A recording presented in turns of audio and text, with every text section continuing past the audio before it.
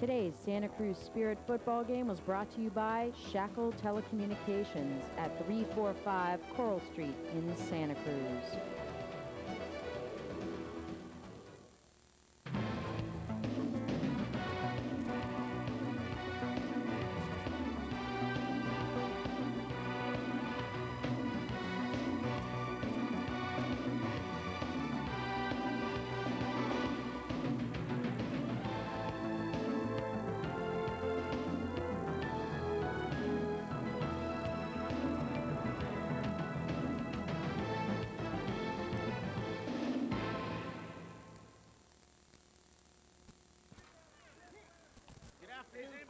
Fans, and welcome to San Lorenzo Valley High School Field, home of the Santa Cruz Spirit of the Amateur Adult Football League. Community Television proud to present this football for you. I'm Joel Domhoff alongside Gino Panelli. Today, the Spirit of Santa Cruz play host to the 49ers of Redwood City. Redwood City coming in with a record of 3-0. The Spirit, meanwhile, fell to 2-2 with a loss last week, which was costly not only because they lost, but they lost their starting quarterback as well, Ricardo De La Paz. So today, Gino Panelli, we will see the debut of the quarterback for the Santa Cruz Spirit, Wade Wallace. Yeah, Wade, this is going to be interesting. We actually went to school with Wade, Joel, so a little flashback for us here today. It's going to be fun. Wade's a big guy. He's about 6'4", goes about 230, so a little bit more quarterback style maybe as far as looking over the line, but not the quickness that De La Paz will bring to the team. Spirit won the toss. They elect to receive, and a booming kickoff by the Redwood City kicker, number 1, Dave King. And we were told before the game that he had the best leg in the league, and he proved it there. Kicked it through the end zone, so the Spirit will have the ball 1st and 10 on their own 20. And our first look in the game at Wade Wallace. We've also got a couple other newcomers here to the Spirit roster. Number 16 will be their tight end, Alex Corrado. And they've added a running back, number 33, John Brown, out of Alisal High School. So we'll see what these two new guys can bring to the Spirit. First play from scrimmage, Wallace to the line. He's got behind him John Brown, the aforementioned John Brown. And in front of him is Anastasio Beltran as the Spirit go to an I formation. Give is to Brown. He goes off the right side and goes nowhere. Drilled by a host of 49er defenders, so no gain. In fact, he may have lost a yard. It'll be 2nd and long. Looks like right off the bat, Joel, the Redwood City team is a swarming defense. They're definitely big, and they look fairly agile. Can't tell about the team speed right now, but there was 3 or 4 tacklers on that first play of the game. Well, that's a good sign for their defense. 49ers look pretty strong defensively so far. They're going to mark the ball down at the line of scrimmage, so no gain for Brown in his first carry as a member of the Spirit. It'll be 2nd and 10. And on that first play, folks, if you've watched the Spirit throughout this season, you've noticed they went to a lot of 3 and 4 receiver sets with De La Paz, but they've opened here with Wallace as quarterback, and they've gone to a I formation. Now they've gone to a 3-back set. Brown the deep man, Beltran up front. Wallace gives to the up man. Again, falls forward for little or no gain. Trying to get a number on him that time. I believe it's, yes, number 28. That's Donovan Lasner. So perhaps 3 yards on the play for Lasner will bring up 3rd and 7. Interesting, Joel, at the last game we watched, when they were trying to kill the clock, they kept passing, and they've come out right away with 2 straight running plays. I guess they're trying to get the running game going to use the pass later on down the road. So far, 49er defense looks pretty strong. Definitely going to have to open up a little bit bigger holes for the Spirit to get through today, but we'll see what progresses here down the road. And Coach Jim Clark didn't like what he saw those first 2 plays. Already he's used a timeout here. Only a minute and a half into the game, and 2 plays netted his offense 3 yards, so he decides to try something else here on a timeout. It'll be 3rd and 7 when we come out of the timeout. Also looks like, Joel, that the newcomer, 33 Brown, the running back, has come out of the game. I don't know if he's injured or taking a breather. So I guess that would mean that Bourgeon, the big running back, will be back there for the next couple of plays. He's usually their starter, if I'm not mistaken. Yeah, in the past they have juggled both Bourgeon and Beltran, but with the addition of Brown, they decided to give him an early look. which had Bourgeon on the bench, but now Bourgeon is in there, as you said. And I'm actually checking the yardage now. They gave him 4 yards on that play, so this will be a 3rd and 6. Santa Cruz ball at their own 24. I formation, Bourgeon the up back. Lasner is deep, Beltran to the right. Wade Wallace The over long-haired center, handoff. Wallace sprint Down the rollout. right-hand side, Ball is fumbled, recover. finally picked up by Right Lasner, third. but he's thrown down for a loss. Tackle for a loss, So a 28, tough tackled on way the to loss. open the game for the Spirit offense as they end up losing yardage. 3 plays, they end up at their own 14, 16-yard line. Looks like they'll mark it. So 3 and out for the offense. It'll be a punt. And to make matters worse, we've got an injury. Looks like it may be Bourgeon, Gino, which would be a huge loss. Yeah, especially if Brown just went down with an injury. Now you got on the next play, Bourgeon. But it looks like he's getting up and walking up and out under his own power. That was an interesting play, Joel. 3rd and about 6. Coach Clark's been pretty erratic with his play calling. Last time I saw him, I'm surprised that he went with looked like a draw. Sprint draw. Sprint draw there. 49ers were all over that. So they're going to have to change up some play calling here. I'd like to see him pass on that situation, or especially deep in their own territory like that. Now they're in bad punting position and going to give the 49ers a great field position on their first possession of the game. And again, the wind is a factor here today, folks. It's a very strong breeze, and we're looking at the flag in the end zone, and it is blowing in the punter's face. Back to kick for Santa Cruz. It's Jose Romero. So Redwood City's going to have a good look at some field position. Punt is low and gets a Santa Cruz bounce. Bounces forward, finally picked up by number 14 for Redwood City. That's Desi Barber. 6-yard return on the play. Shakes and shimmies his way forward to about the 32-yard line of Santa Cruz. So great field position for the 49ers on their first possession of the game.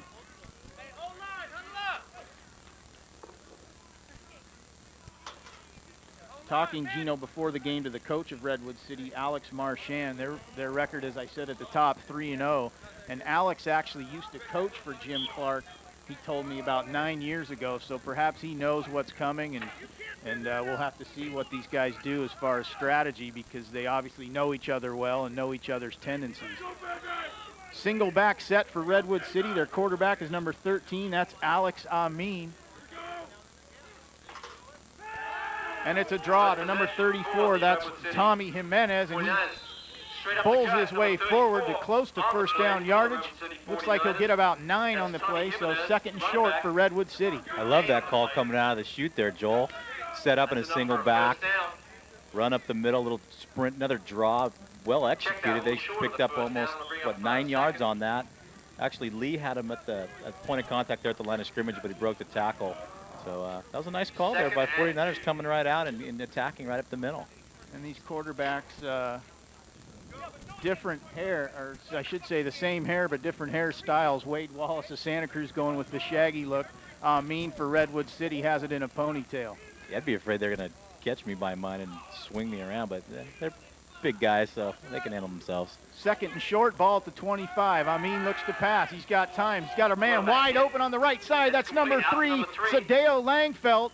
He's finally thrown out of bounds by Santos Garcia, but not before he picks up a first down for Redwood City inside the Santa Cruz 15. Yeah, Langfeld lined up on the left side. Looked like he did a little under route. Everyone cleared out down the field. He ran a little out to the sidelines, and a nice pass by the quarterback against the wind, too. He floated that just right and made the catch and made the first down. Great field position, looking to score on their first possession. Well, their coach, Alex Marchand, also told me that they were a very aggressive team on both sides of the ball. They like to throw a lot. They attack. Same thing on the defensive side, and we saw that in their first defensive series, and now we're seeing that offensively as they come out with a 9-yard run and then a 12-yard pass. So 1st and 10 at the 12-yard line. 4 receivers set for Amin. Single back is Tommy Jimenez. Another draw to Jimenez. He's got room, dodges 1 tackler, runs over a 2nd inside the 5 to about the 4-yard line. Right around the 4-yard line. So that'll be 2nd and 2. And again, a great run, a draw, another draw play, Gino, for Redwood City. If it works, run it. That's twice. That's about 19 yards on 2 carries. And doesn't look like that running back's got a lot of moves, but he's kind of a fire plug type of runner.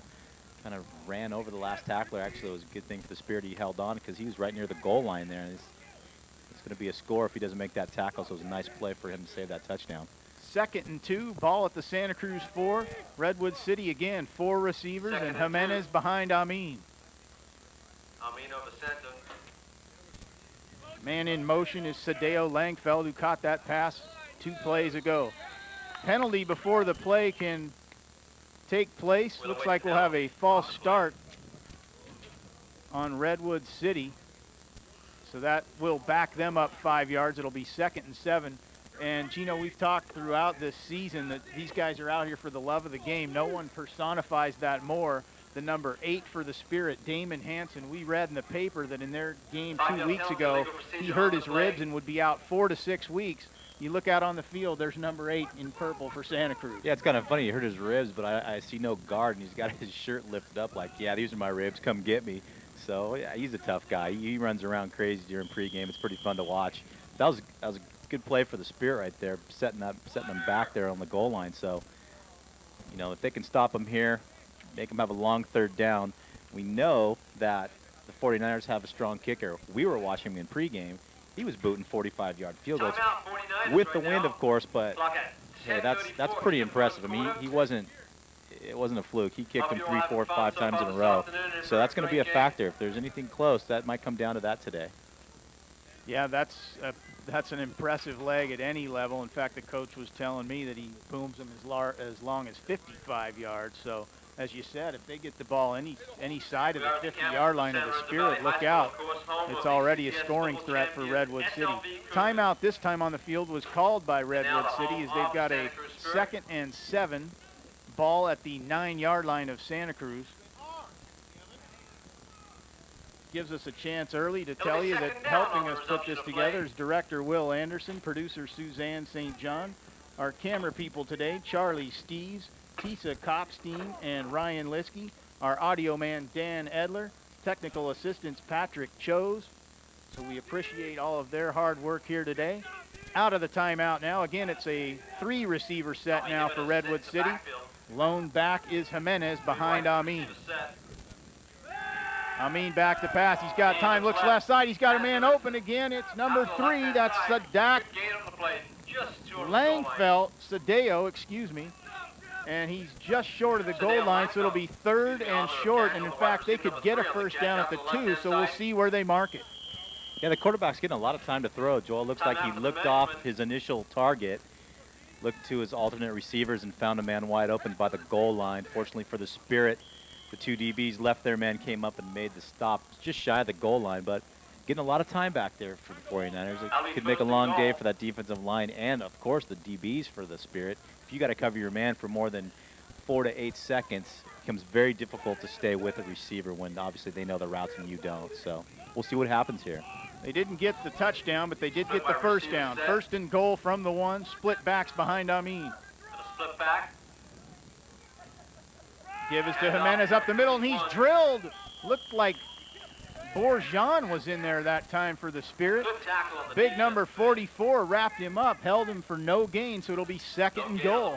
Yeah, that was a great play by Bourgeon. He filled the hole immediately and met the runner head on for a stop there. That was a big play, 2nd and goal. Looks like the 49ers have a pretty decent line, and that was a good play for the Spirit to stop that. Another thing I just saw, Joel, was number 33, the new running back, John Brown.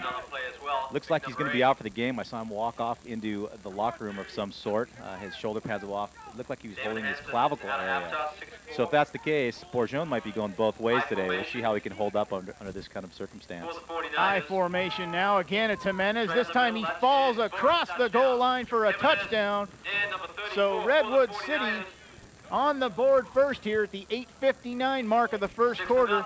They take a 6-0 lead. 8:59 on the clock. Yeah, that was a nice play. A simple dive left. They've been running Jimenez the whole day. You know, a couple draw plays. And that was just a straight dive. That was just mano a mano on the line there. They needed 2 yards. He got it. You know, you can't give a team that obviously looks very prepared and executes all their plays very well from what we can see now. You can't give them field position inside the 50-yard line on their opening drive. They took it in, and now Santa Cruz has got to come back and show them what they're made of on the offensive side. Dave King, their kicker, easily converts the extra point, so it's 7-0 Redwood City. 32-yard drive, as you mentioned. They didn't have to go far, and they capitalized on that great field position to take an early lead. Another great day for football here, folks. A little cooler than we've seen in our previous 2 home games, but still, I'm sure the players like it. They don't get too hot. They don't cramp up. Bit of a breeze, as we've told you. But it's still a beautiful day. 49ers got a pretty good crowd over there today, Joel. All the way from Redwood City. They got their banner up. They got 50, 60, 70 people in the stands, so they have obviously seen some pretty good football out of their football team, worth following, at least all the way down here to San Lorenzo Valley. Definitely, and the fact that they're 3-0 helps. It's more fun to watch a team when they're winning, and they obviously are, as they are the class of this league. So back to kick, we've seen him once. Dave King, he boomed it out of the end zone. If he can't do it this time, back deep for Santa Cruz, David Adams and Santos Garcia, who you'll recall returned a punt 93 yards on our broadcast 2 weeks ago. Low kick this time. Santos will have a chance. He picks it up at his 8, goes right side. He's got a couple blockers, shakes one, but he's tripped up. Nice tackle that time, and they're going to have a penalty as well. Garcia fell down at about the 24-yard line, but we'll check the penalty. Yeah, it was actually turning into something good. The 45 on the 49ers made a shoestring tackle to save that, or I think there was going to be some good yardage down the right side there, but we'll see what the penalty is, Joel. We have yet to receive a signal from the referees, but we'll check it here. Santa Cruz will have the ball again, and they've got a tripping penalty, a clipping penalty on Santa Cruz, so that'll back them up inside their own 15. They're actually going to mark it at the 10-yard line, so tough break for Santa Cruz. Yeah, not a good way to start, especially after just giving up a touchdown, and now you got to come back. You'd like to start with better field position, so you keep your defense off the field a little while, give them a little break, and get your offense rolling here. So last time they ran 3 straight running plays, Joel, so they were 3 and out, didn't gain much yardage. Let's see if they switch it up a little bit here and maybe mix in a pass or a screen. Like you said earlier, new quarterback, so he's probably still getting acclimated to the whole offense. Number 33, the starting running back, John Brown, is out, as Gino told you, which means Rich Bourgeon is in. He's also got behind him Donovan Lasner. Pitches to Lasner right side, looks for room, none there. He's gang tackled and dragged down for a loss. The first man to hit him was number 98, Melo Kuka, and he just swallowed up Lasner and didn't let him go. Well, Joe, that's the 3rd time they've run that little draw pitch. I mean, it looked like Wade pitched the ball that time. Not much. It was about a 3-yard pitch. Didn't give much room. And they're running to the short side of the field, so not a lot of room for the running back, and it went nowhere. Now, I don't know if Wade's not familiar with the offense enough to start throwing the ball, but if not, they might have to make a change. I don't know who their backup quarterback is. We've been saying for the last 2 weeks, De La Paz goes down, what's going to happen? Now we're seeing perfect example of what's going to happen today, so see how they handle it. Loss of 2 on the play, ball marked at the 8-yard line, 2nd and 12 for Santa Cruz. Santos Garcia now into the game. He's the deep back behind Wallace. Wade gives to Garcia left side. He tries to get outside, but the team speed of Redwood City evident there as they throw Garcia out of bounds. One of the men there was number 2, Ben Williams, amongst others. Another great play for the 49er defense. Well, I don't know if you saw that, Joel, but just as Wallace handed off the ball, he got stuck. I mean, he went down as he was handing off. They're fortunate there wasn't a turnover at the goal line there. Garcia all the way to the other end of the field. They just strung him out. I mean, that's what a good defense will do. They will follow the man down the field and string him and string him and string him until someone else on the team can come up and make the hit. And that's exactly what happened there. And they're looking mighty impressive right now on defense as well as offense. So let's see, 3rd and long. Let's see if they can throw the ball with any success here. Another loss of 2 on that play, so it's now 3rd and 14. One positive for the Spirit there. I don't think De La Paz gets that handoff completed, but Wallace, with his size and strength, was able to withstand the punishment and deliver the ball to Garcia.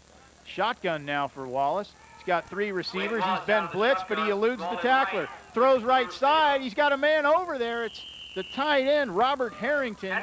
Pass thrown out of bounds, but a good job by Wallace just to elude that rush. He was blitzed up the middle by the linebacker.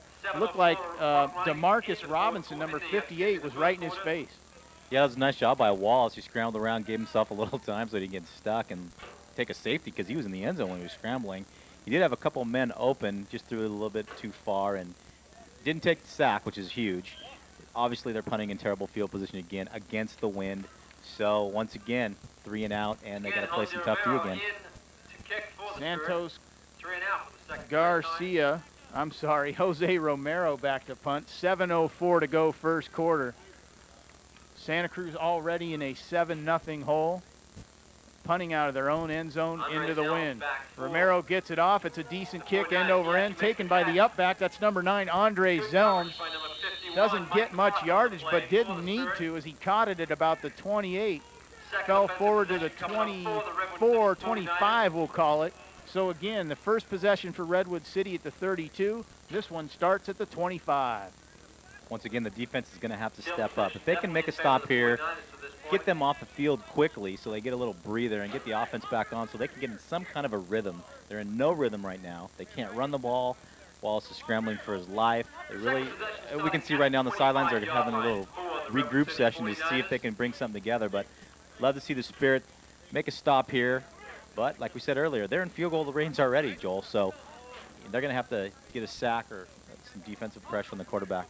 Redwood City, 3 receiver set again with Tommy Jimenez, the lone back, behind their quarterback, Alex Amin. Amin looks to throw. He's got time. He scrambles forward, eludes 2 tacklers, jukes his way outside, spins. Nice bit of running there by the quarterback for Redwood City, Alex Amin. He gets about 7 yards on the play. It'll be 2nd and short. That was some good improv there by Amin. Spirit actually had him corralled there. I thought might get that sack we just talked about, but he scrambled away and actually picked up 6 or 7 yards. So positive there for the 49ers. If you got a quarterback that can get you out of those situations all day, it's a good thing for your offense. Ball marked at the 19 of Santa Cruz. It'll bring up a 2nd and 4. 4 receiver set now for Redwood City, including a big man, number 97, Michael McCarthy, the tight end. He looks huge out there in the slot. Amin barks the signals, gives to Jimenez up the middle. He's drilled by Rich Bourgeon, along with his teammate number 40, Will Lenzner. So a great play that time for the Santa Cruz defense. Yeah, well, there's my man Lenzner from the last broadcast. You remember he was all over the field, Joel. He was reading plays. He's in the holes, knocking down balls on pass plays, and there he was again filling the hole, and along with Bourgeon, who we know how big and strong he is. That was a great play. That's something the defense needed to get them on the move and get them off the field.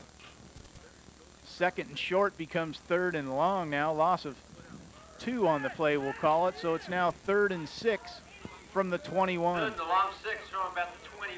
Again, it's a 4 receiver set for Amin. Jimenez, the lone back. Santa Cruz with a 4-man front. Movement on the line. Looked like the 49ers actually might have jumped there, but the ball wasn't snapped, so it'll be interesting to see who made first contact here. It'd be nice if we can push the 49ers back and make them kick that long field goal. We can hold them on 3rd down. We have yet to receive an indication from the referees as they huddle. And it is a false start on Redwood City, so the break that the Spirit defense needed, they got.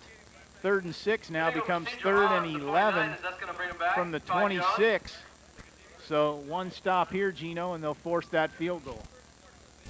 That's what they need. The defense needs some momentum. If the offense isn't going to be rolling, someone's got to help your ball club out. If the defense can give you that spark, that's great. Offense is going to gel a little bit as the time goes on. Hopefully Coach Clark can make some adjustments with his coaching staff, and they can get some positive yardage out there and keep the defense off the field. Again, it's 4 receivers for Redwood City. Amin looks left. He's got a man out there, number 80. What a catch by number 80 for Redwood City. Raymond Price, close to 1st down yardage. Incredible play for Redwood City. That was nice, Joel. He had a little bit of time. They actually put some pressure on him that time. He did get it away. Spirit had 2 defenders over there. The first guy kind of fell down, and left one-on-one out there with Adams. Made a great over-the-shoulder catch. Took a pop, too, and held on because Adams is not a small guy. But there they are again, right down, knocking on the door. They're on the 3-yard line, ready to go in. So 3rd and long, 1st and goal. You got to stop those kind of plays right there. Big play in the game comes early here as 3rd and long becomes 1st and goal. Tough break for the Spirit. Gino, as you said, ball marked at the 3. Jimenez gets the ball, though, and again, they're all over it, and it's Gino's man, number 40. Will Lenzner sniffed it out again. We talked about it, the eyes of a linebacker. They've run that play twice with success. There it is again, the sprint draw. Lenzner all over it, tackles him in the backfield, knocks him back 3 yards. You know, if they can do that on a consistent basis and just hold them, I think they'll be okay today. It looks like the 49ers have a wide variety of plays. It looks like they got a lot of great athletes on the team and obviously a deep bench. But Spirits are definitely holding their own. So if we can get them off the field and give them a breather, they can play like that all day, give their offense a chance to make something happen. Split backs now behind Amin, along with Jimenez. It's number 26, Rick Davey. Ball marked at the 8 now, 2nd and goal. Fake and a draw for Amin around the right side. He's got his tight end, and it's another touchdown for Redwood City. That was number 97, Michael McCarthy. Very well designed and well executed play for Redwood City. Oh, they baited him right in, Joel. They ran the fake, and then he went with the bootleg. They've been running with success to that left side all day. In their first possession, they ran over that left side of the line a couple times here on this possession. And, you know, Lesnar being as aggressive as he is, as long as Bourgeon and Hansen on the left side of the right side, excuse me, of the Spirit, they sucked him right in and bootlegged around. It was wide open, tied in for a touchdown. So that was a great play there by 49ers. And we don't have heights and weights for Redwood City on their roster, but that tight end McCarthy is a big man. That's all I can say. PAT now by Dave King, number 1 for Redwood City. It's up and good. A flag comes in, though. So we'll see if the point will be allowed. Came from the referee behind the Spirit line.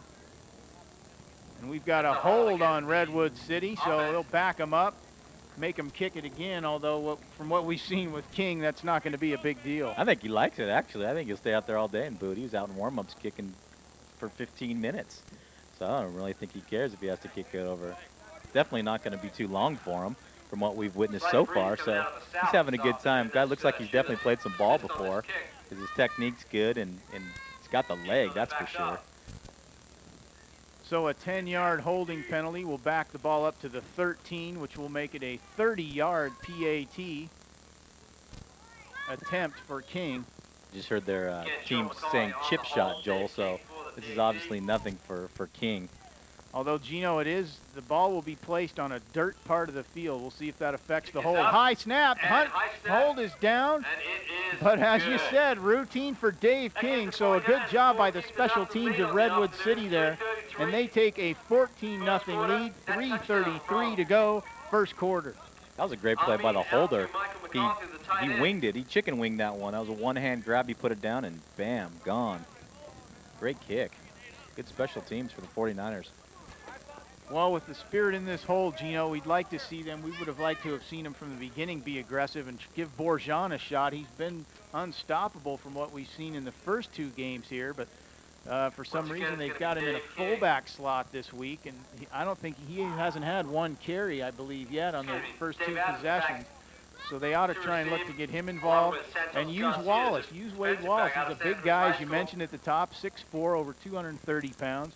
He can see over that line, so if they can get someone open, he can find him. So we'll see what they do now with this 2-touchdown deficit. King with a deep kick, but David Adams is there for the Spirit, fields it at about the 5. He comes right side, he's got a bit of room. Garcia, though, can't hold the block, and a big collision comes late along with a flag. So Adams brings the ball up. Looks like he got past the 20-yard line, but we'll check the penalty. Flag on the play. A little cracking going on there, Joel. Garcia turned around after he missed the first block and hit number 12 on the 49ers. That was a good collision. Nobody went down. They kind of looked at each other, said, nice shot, and walked off the field. Something that Garcia will notice in the films, though, if he held that first block, I think Adams could have been sprung there, but he kind of just tapped the guy and assumed that Adams was going to get right past him. But That ended up being the man that brought Adams down, and it wouldn't have mattered anyways as they had a hold again on Santa Cruz. So another tough penalty, illegal block in the back is actually the call. So again, their field position atrocious to start this game. Yeah, and there's the difference right there, special teams. You know, a lot of people do talk about it. It's definitely important.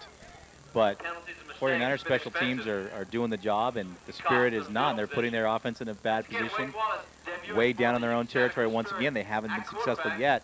Can't put them in these kind of binds. Ball marked at the 12, three-back set behind Wallace, Garcia, the deep man. Wallace with a quick pitch, and the ball's intercepted and knocked away by Redwood City. Recovered in the end zone for a touchdown by number 8. That is Eddie DeFlorio for Redwood City. Talk about sniffing out a play, Gino. That looked like a pitch to Redwood City. Yeah, you know, that's about the 4th time they've ran that play, Joel, and it hasn't worked yet.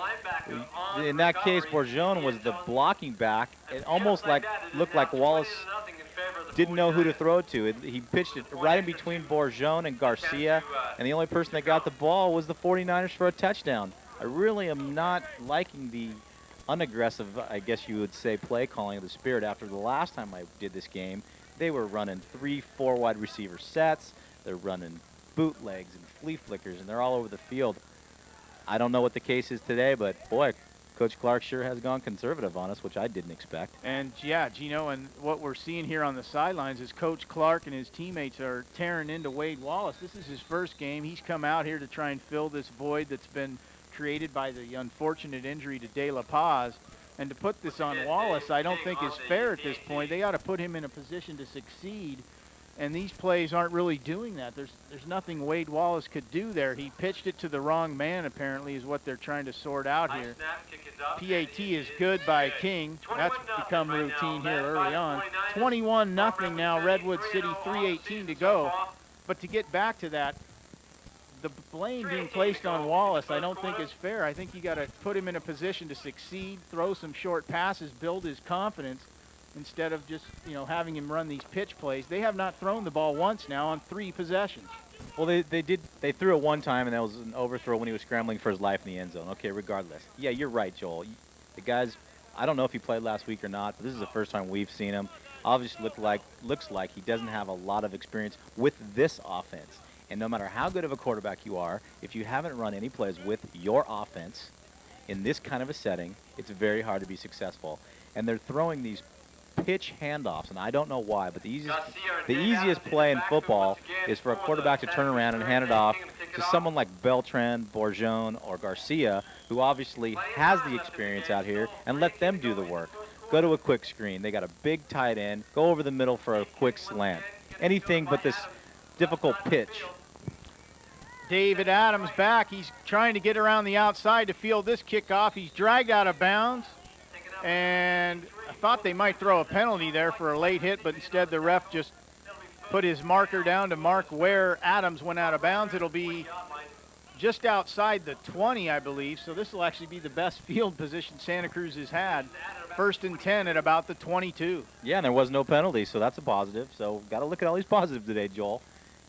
Hate to see them get really down. I mean, 21-0 against the likes of this defense so far looks like a pretty big deficit to overcome. But there's a lot of football game left, and I know the Spirit's not going to give up. So hopefully they can make a nice drive, put it together, get some points on the board, give their defensive rest, and you know, there's a lot of time left. Anything can happen in this game.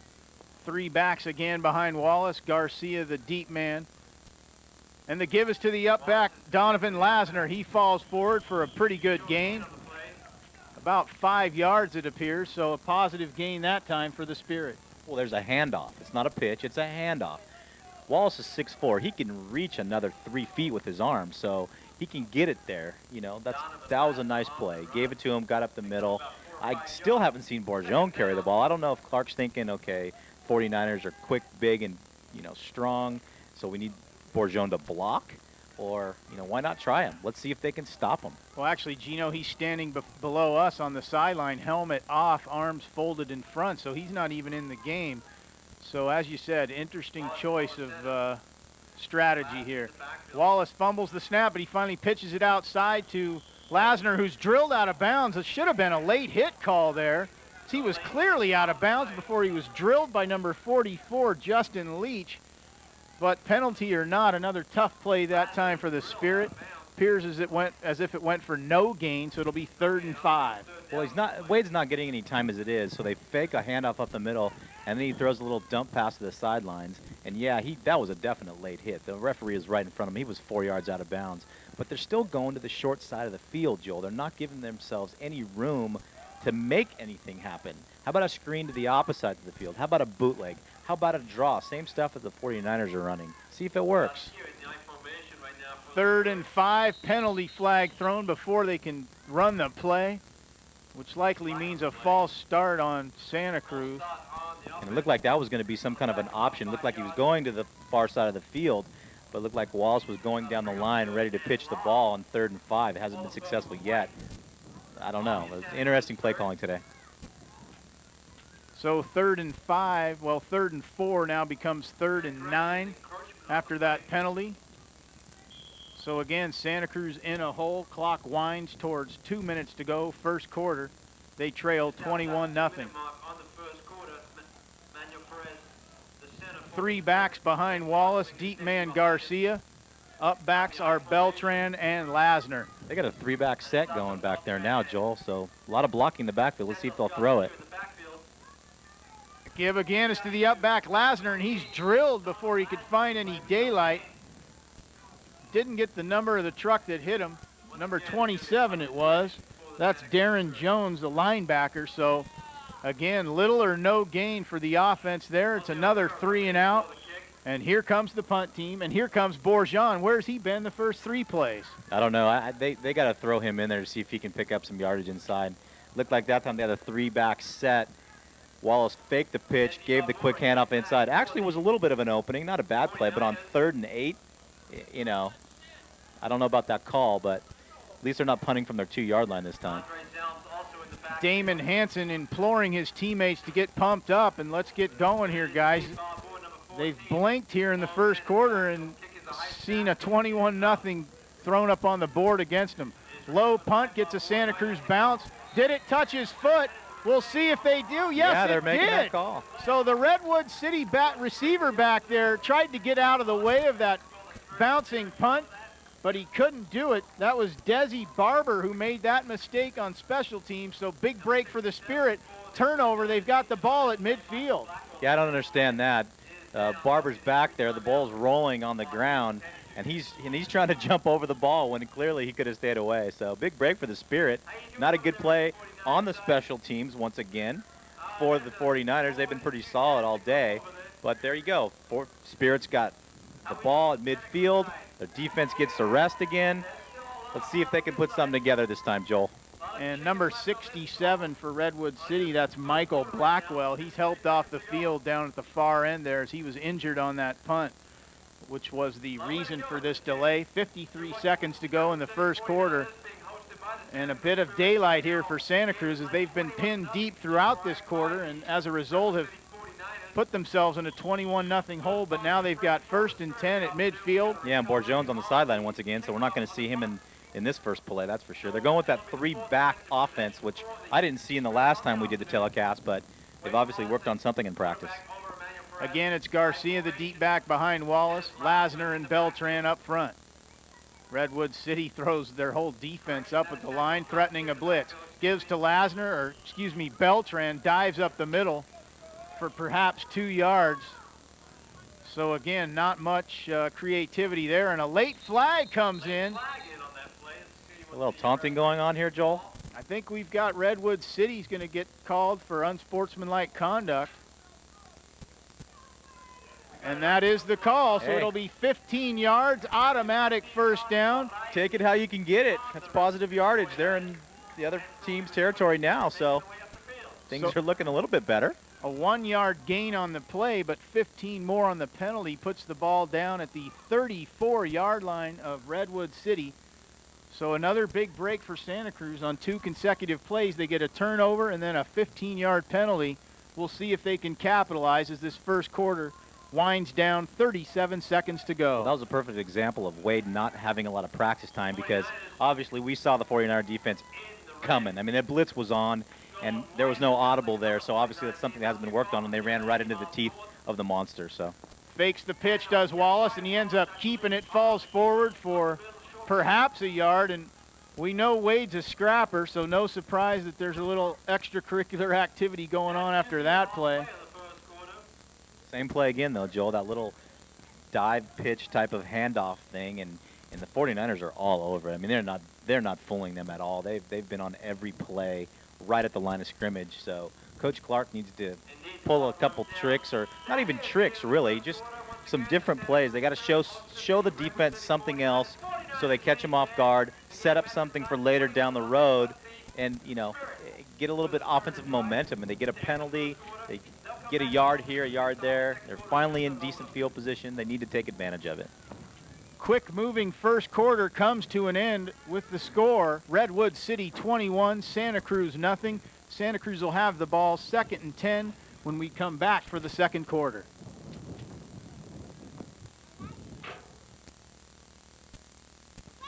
We're ready to start the second quarter here from San Lorenzo Valley High School field, where the Santa Cruz Spirit find themselves in a 21-0 hole at the hands of Redwood City.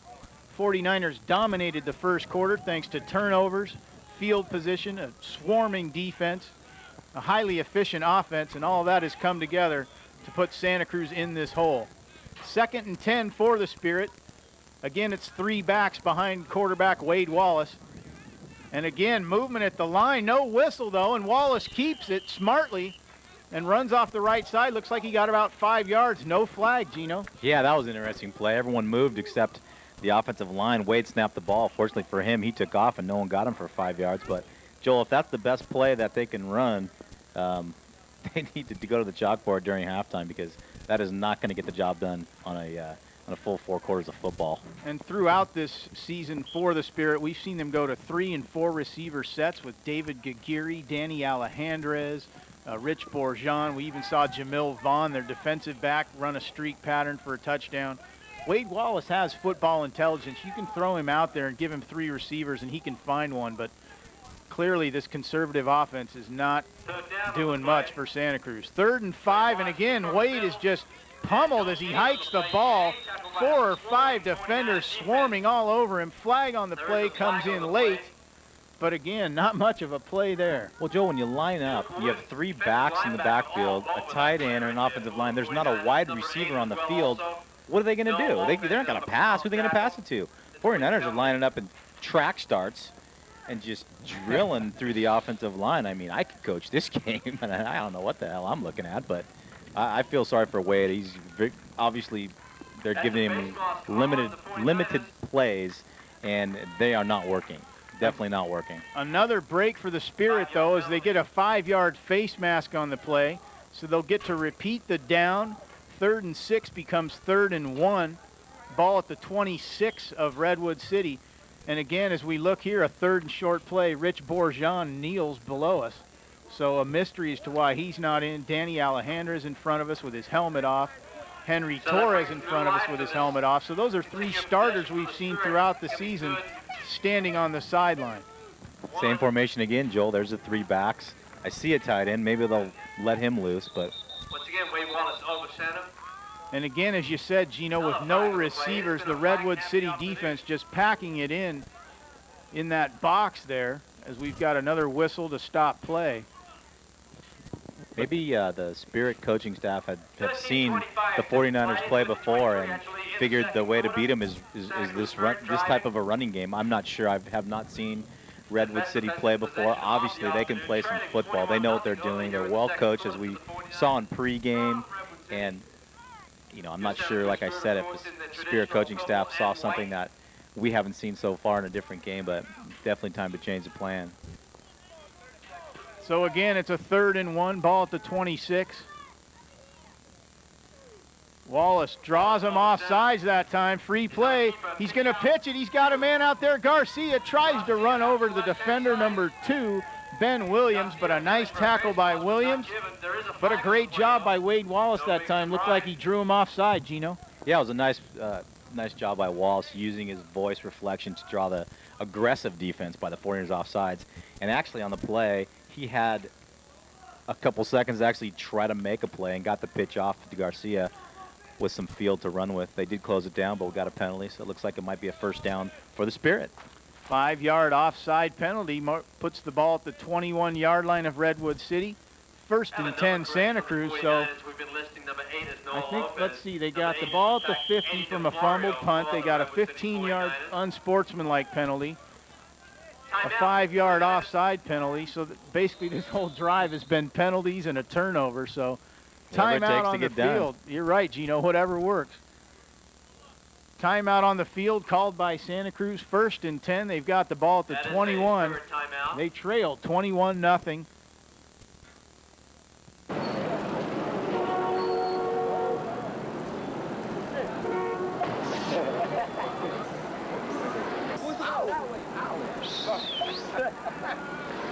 Sweetheart, what's your name? I like it.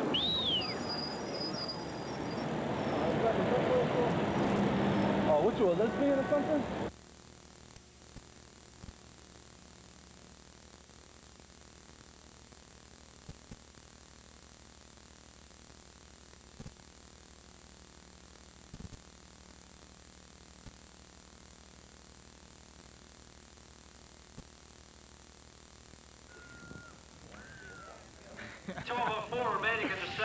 Oh, yeah.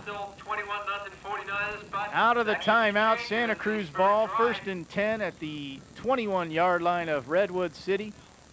We'll see what the Spirit can do with that timeout. They've got David Gagiri in the game. He's actually been in the game quite a bit, but they've actually got him lined up as a tight end. So it's a double tight end set with Gagiri and Robert Harrington, and then 3 backs behind Wade Wallace. So they're very much compacted on this offense. Garcia, the deep back. Lasner in motion. Wallace fakes the pitch and keeps it and pays for it. He was hit by number 53. That's Duke Woods, along with number 98, Melo Kuka. So another loss on the play for Santa Cruz. He was hit by everybody. They sent the guy in motion, which was a different look for the 49ers finally. So they didn't have that blitz because the 49ers had to pay attention to that guy coming out of the backfield. But he took that step, drop step, turned to pitch, and had nowhere to go. He got drilled. Not another play that's not working. I don't see any tight ends releasing, you know, maybe fake that pitch, turn around and throw it to the tight end. I guarantee he'll be open because the Niner defense is so aggressive. Second and 10, as they say, Wallace fell forward to the original line of scrimmage, gives the up back Lasner. He cuts forward and got inside the 20, close to the 17-yard line, so a short gain there. It'll bring up 3rd and long. Yeah, but that was a nice play, Joel. Quick handoff, quick hit. If you're going to hit this Niner defense, it's got to be quick. You can't let them get to the line of scrimmage before you do. And that was a nice quick play. He got a few yards, and it was a successful play. I'd like to see that more than this option type of pitch down the line where it's taking too much time to form and nothing's getting done. So that was a good play by the Spirit there. Gagiri back in, David McLemore out. So they've been rotating those 2 guys as their second tight end, essentially, with Harrington staying in the game throughout on the right side. And again, it's a 3-back set. Beltran and Lasner up front, Garcia deep, 3rd and 8. Wallace back to pass. He's got a man out there, but he throws it away under pressure. Number 58, DeMarcus Robinson, and number 8, Eddie DeFlorio, were in Wallace's face that time, so now it's 4th and long. But I like the play, Joel. They had the same set, and they finally released at least the running back out into the flat. He actually was immediately open. Wade was backpedaling for his life, so he didn't see him, but it was a different look. You got to give these guys a different look, keep them honest. So that was a nice different look. Looks like they might go for a field goal here, Joel. With the wind behind them, why not? It's 4th and 8. Ball is marked at the 18-yard line, so this will be a 36-yard attempt for Jose Romero, but confusion on the Spirit side of the ball. They're not sure who's coming in for special teams, so another error. This all reflects, Gino, the coaching. I mean, if they don't even know who's supposed to be in for a field goal, this is embarrassing. We're in the 5th game of the season, and the Spirit look more disorganized than we've seen them all year. Yeah, I didn't see this in the last game. They were on the field. They knew where they were supposed to be. Today, there's a lot of disorientation out there. No one's really going to where they're supposed to be going, and kind of not a real upbeat attitude on the sideline. So hopefully we can change that and pick it up a little bit. Not the usual fired up Spirit team that I saw the last time we did this game. You know, Gino, that's so interesting. I was just going to say the same thing. The body language on this sideline, it's totally silent over here. That everyone's body language just speaks to defeat. It's like they've already lost. And you know, the most glaring example of that is the stud running back, Rich Bourgeon. He's over here, you know, getting yelled at by the coach because of something he did or didn't do, but he's not even in the game, and he's getting yelled at. And I don't know. It's just it's too bad that it's come to this, because they've shown some early promise, but today has not gone well early for the Spirit. Yeah, if I'm down 21 points in the first half, I'm surely going to throw some different weapons at the team just to give it a different look. It can't hurt, so let's hopefully he can convert this. We'll see what Romero can do. As we said, from 36 yards, he kicks it. He would have been blocked had he kicked it, so he decided to squib it forward in the backfield. Number 27, Darren Jones. He would have eaten that thing up like a ham sandwich if Romero had kicked it. But instead, Romero, I guess smartly, just dribbled it in front of him. Otherwise, he blocks it and probably returns it, and it's 28-0.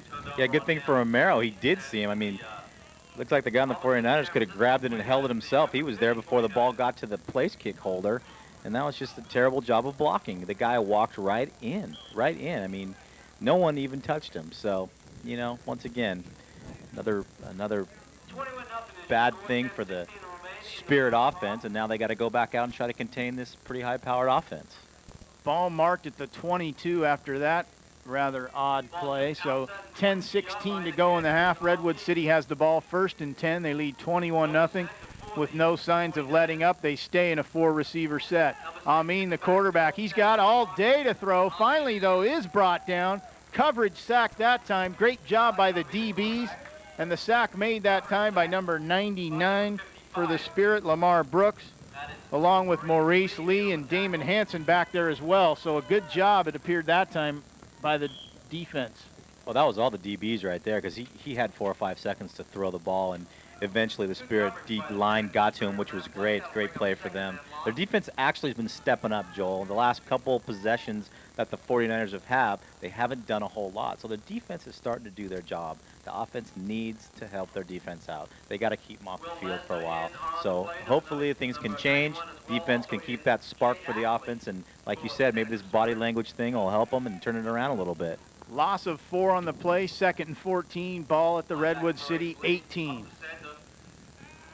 Draw that time, it's a new running back, that's number 26, Rick Davey for Redwood City, and he's dragged down that time by number 54 for the Spirit, Jeff Nevinger. So actually, that was Brooks. That was a big 99 Brooks. He got him around the back and took him down. That was a good play by Brooks, because there was a lot of daylight there. If he gets by Brooks, he's going to go for about 15 more yards till he hits the defensive backfield.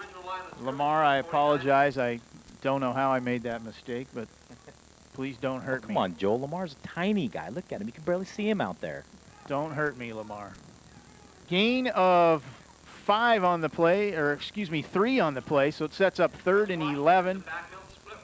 Ball at the 20 for Redwood City, 4-receiver set. Santa Cruz defense may have jumped early. Deep pass on the right side, and a juggling catch made out of bounds by Edward Warren for Redwood City. He was blanketed by Jamil Vaughn, but a great catch and a great throw by Amin. Yeah, that was a great catch. That was right in front of our face, Joel. Amin made a great throw. He led him out there a good ways. And you're right, Vaughn was all over him. He was all over him, and somehow that wide receiver came up with a great catch. He actually bobbled it on the sideline and had the presence to get both feet down for the reception. So that was a very nice play by the 49er wide receiver right there. Gain of 29 on the play. He got from the 20 to the 49. So 1st down for Redwood City. Just when it appeared as if the defense was going to make a stand, they make a great play, do the 49ers, and they get a fresh set of downs. They go I formation now with, again, a new back. That's number 6, Chris Washington, behind Amin. Six-man front, and again, there's movement. Looked like Redwood City jumped. I saw number 70 on the right side of the line jump. Lots of jabbering going on here as Lamar Brooks is trying to get the crowd There's your pumped body up language a little right bit. there. Lamar starts throwing it. Maybe the team will start getting up a little bit. Lamar's got his mouth working. That's good to see if you're a Spirit fan, because his play usually follows from what we've seen of him early. He likes to talk, he likes to clap, and he likes to hit you. And it appears as if Lamar won that one. He did, in fact, draw him offside. So false start by Redwood City. It'll back him up 5 yards. It'll be 1st and 15. 8:20 to go, first half.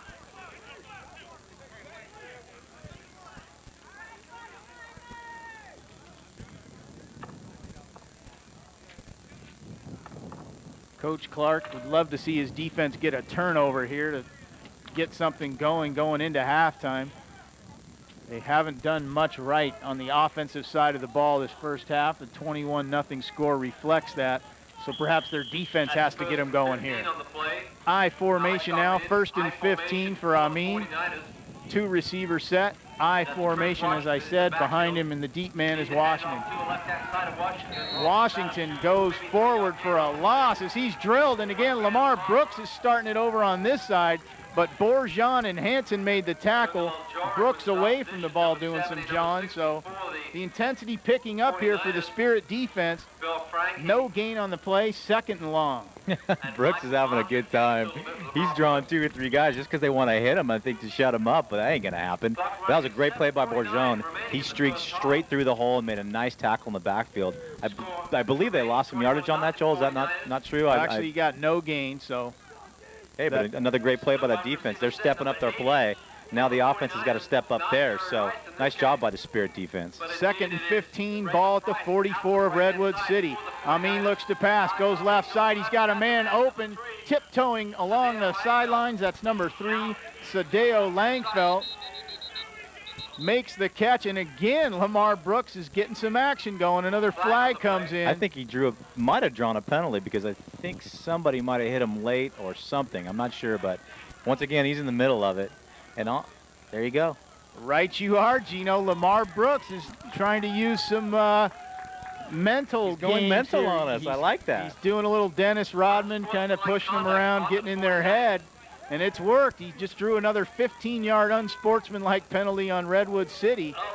So that'll back him up with 7:22 to play. They're going to be deep in the hole here. It'll be 2nd and a ton coming up here. So Lamar Brooks is trying to wake his team up. He did it. He's doing it. He's doing a great job, whether he's tackling or drawing penalties. I think he's drawn 2 alone on this drive, worth about 20 yards. And that's a great thing for the Spirit defense if they can knock that offense backwards and give their offense some time to talk to each other on the sidelines, maybe get a better game plan going. So they're doing a good job today. And albeit being down 21 points, it doesn't seem like they're down 21 points.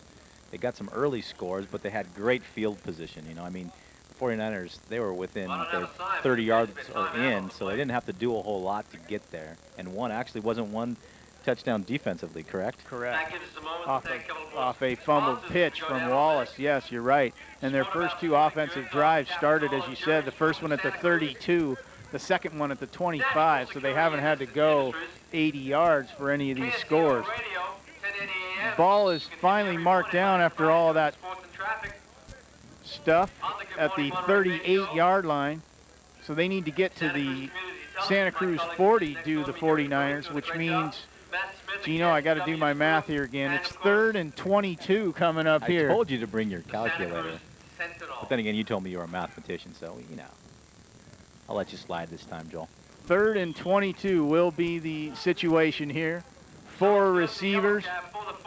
Lone back is number 6, Chris Washington. Behind the quarterback, Alex Amin. 4-man front for the Spirit. Here come the backers on a blitz. Amin is going to be drilled for a loss. Just depends on who gets him first. Lamar Thomas was in there, so was Bourgeon. So was Maurice Lee, and Thomas lets the Redwood City sideline know about it.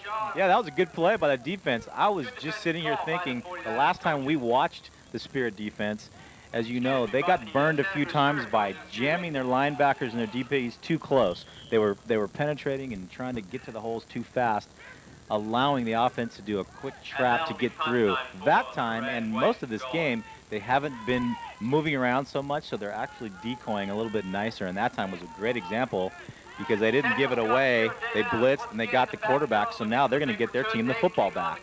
Dave King, the place kicker, is also the punter. We'll see if he can boom him as a punter as well as he does as a kicker. Low snap, he handles it, gets up a good punt, but Garcia can handle it for the Spirit, and he does. He's got a hole on the left side. Santos Garcia, he's the gone. sideline, the 20, He's the 15, gone. the 10, He's point. gone. Touchdown, Santos Garcia. He might and get the a- Spirit are on the board. Yeah, you might get a flag for a little taunting there, but there's your touchdown. Hey, they're right back in the game.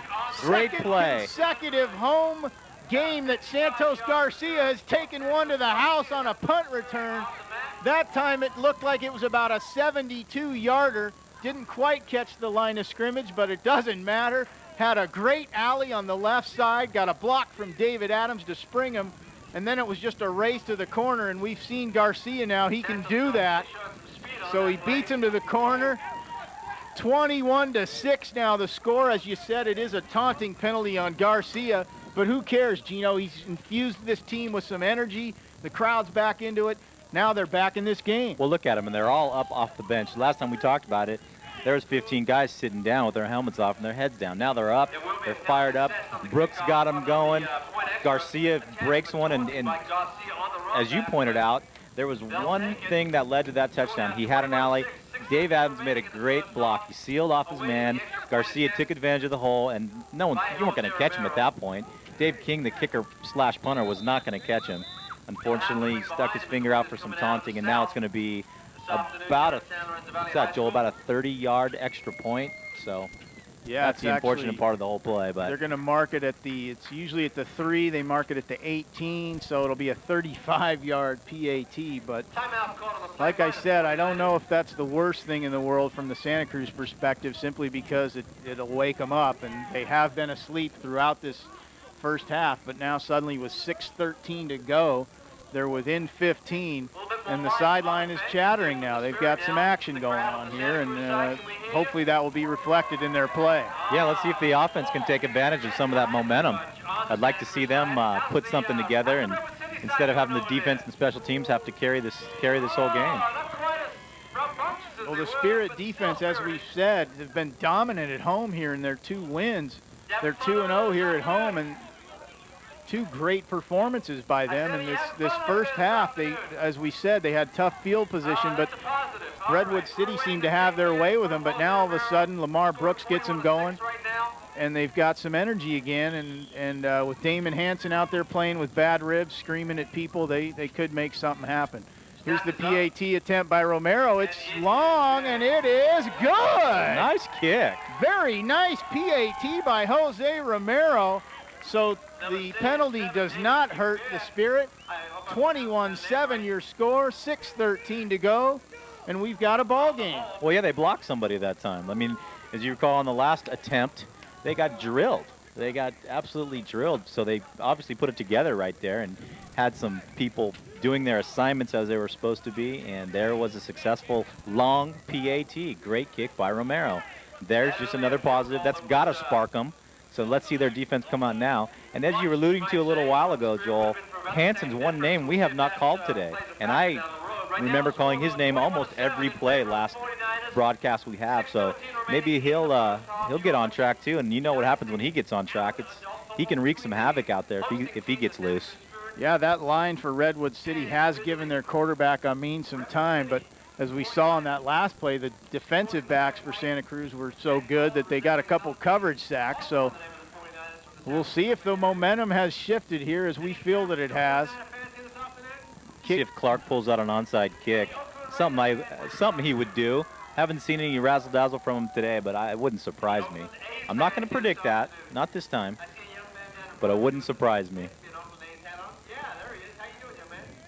Well, if it worked, it'd be brilliant. If it didn't, it'd be foolish. They finally got momentum, and the last thing you want to do is give Redwood City good field position. But again, it's a risk, so I don't know if they're going to take it. But yeah, you're right, especially because they're kicking with the wind. So if Romero can get off a decent kick and lock them down in you know, not so good field position, the defense, which has definitely been upbeat for the Spirit team, if they can lock them down and get the ball back, and maybe they can score right before the half and really have some momentum going to the halftime. low line drive kick finally picked up by number 14 for Redwood City. That's Desi Barber, and he's got some room. He brings it across close to midfield. Great return by Barber. So with 6:03 to go in the half, Redwood City now, they're in a ball game. It's 21-7. They've got the ball just short of midfield. Yeah, Danny Alejandro's number 88, saved that touchdown, I believe, because the back there was just picking up speed and got tripped up. I think if he gets by him, it's going to be a foot race to the end zone. So nice play by Alejandro's. See what the Spirit defense can do now as they've got some life. 3 receiver set for Redwood City. Lone back now. It's a different man as they continue to change. Looks like number 43, Quasi Adu Gayamfi for, and it's a short out pattern to number 3. Dances up the sideline. Nice play. Finally tackled from behind, but not before he gets huge yardage. Sadeo Langfelt, the receiver that time. So a big gain for Redwood City on first down. Nice play. They come out shooting. You know, they're definitely not bashful. As you said in the opening, the coaching staff from the 49ers told you they were an aggressive team all the way around, and that showed it right there. Good field position. They came out, sideline, little out, made a juke, gone.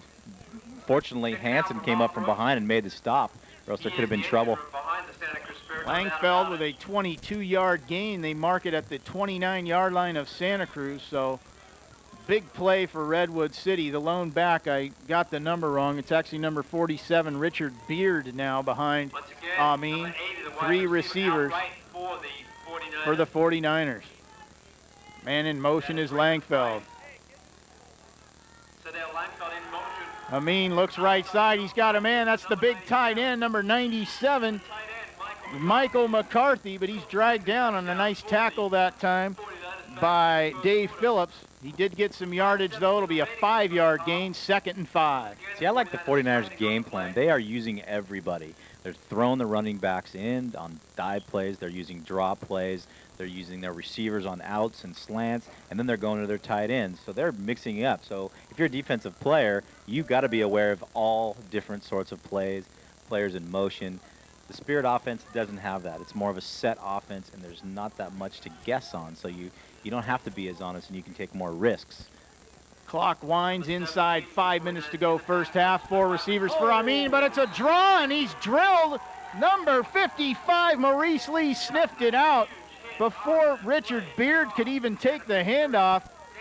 He was wrapped up in the hands of Maurice Lee. Hansen came in as well.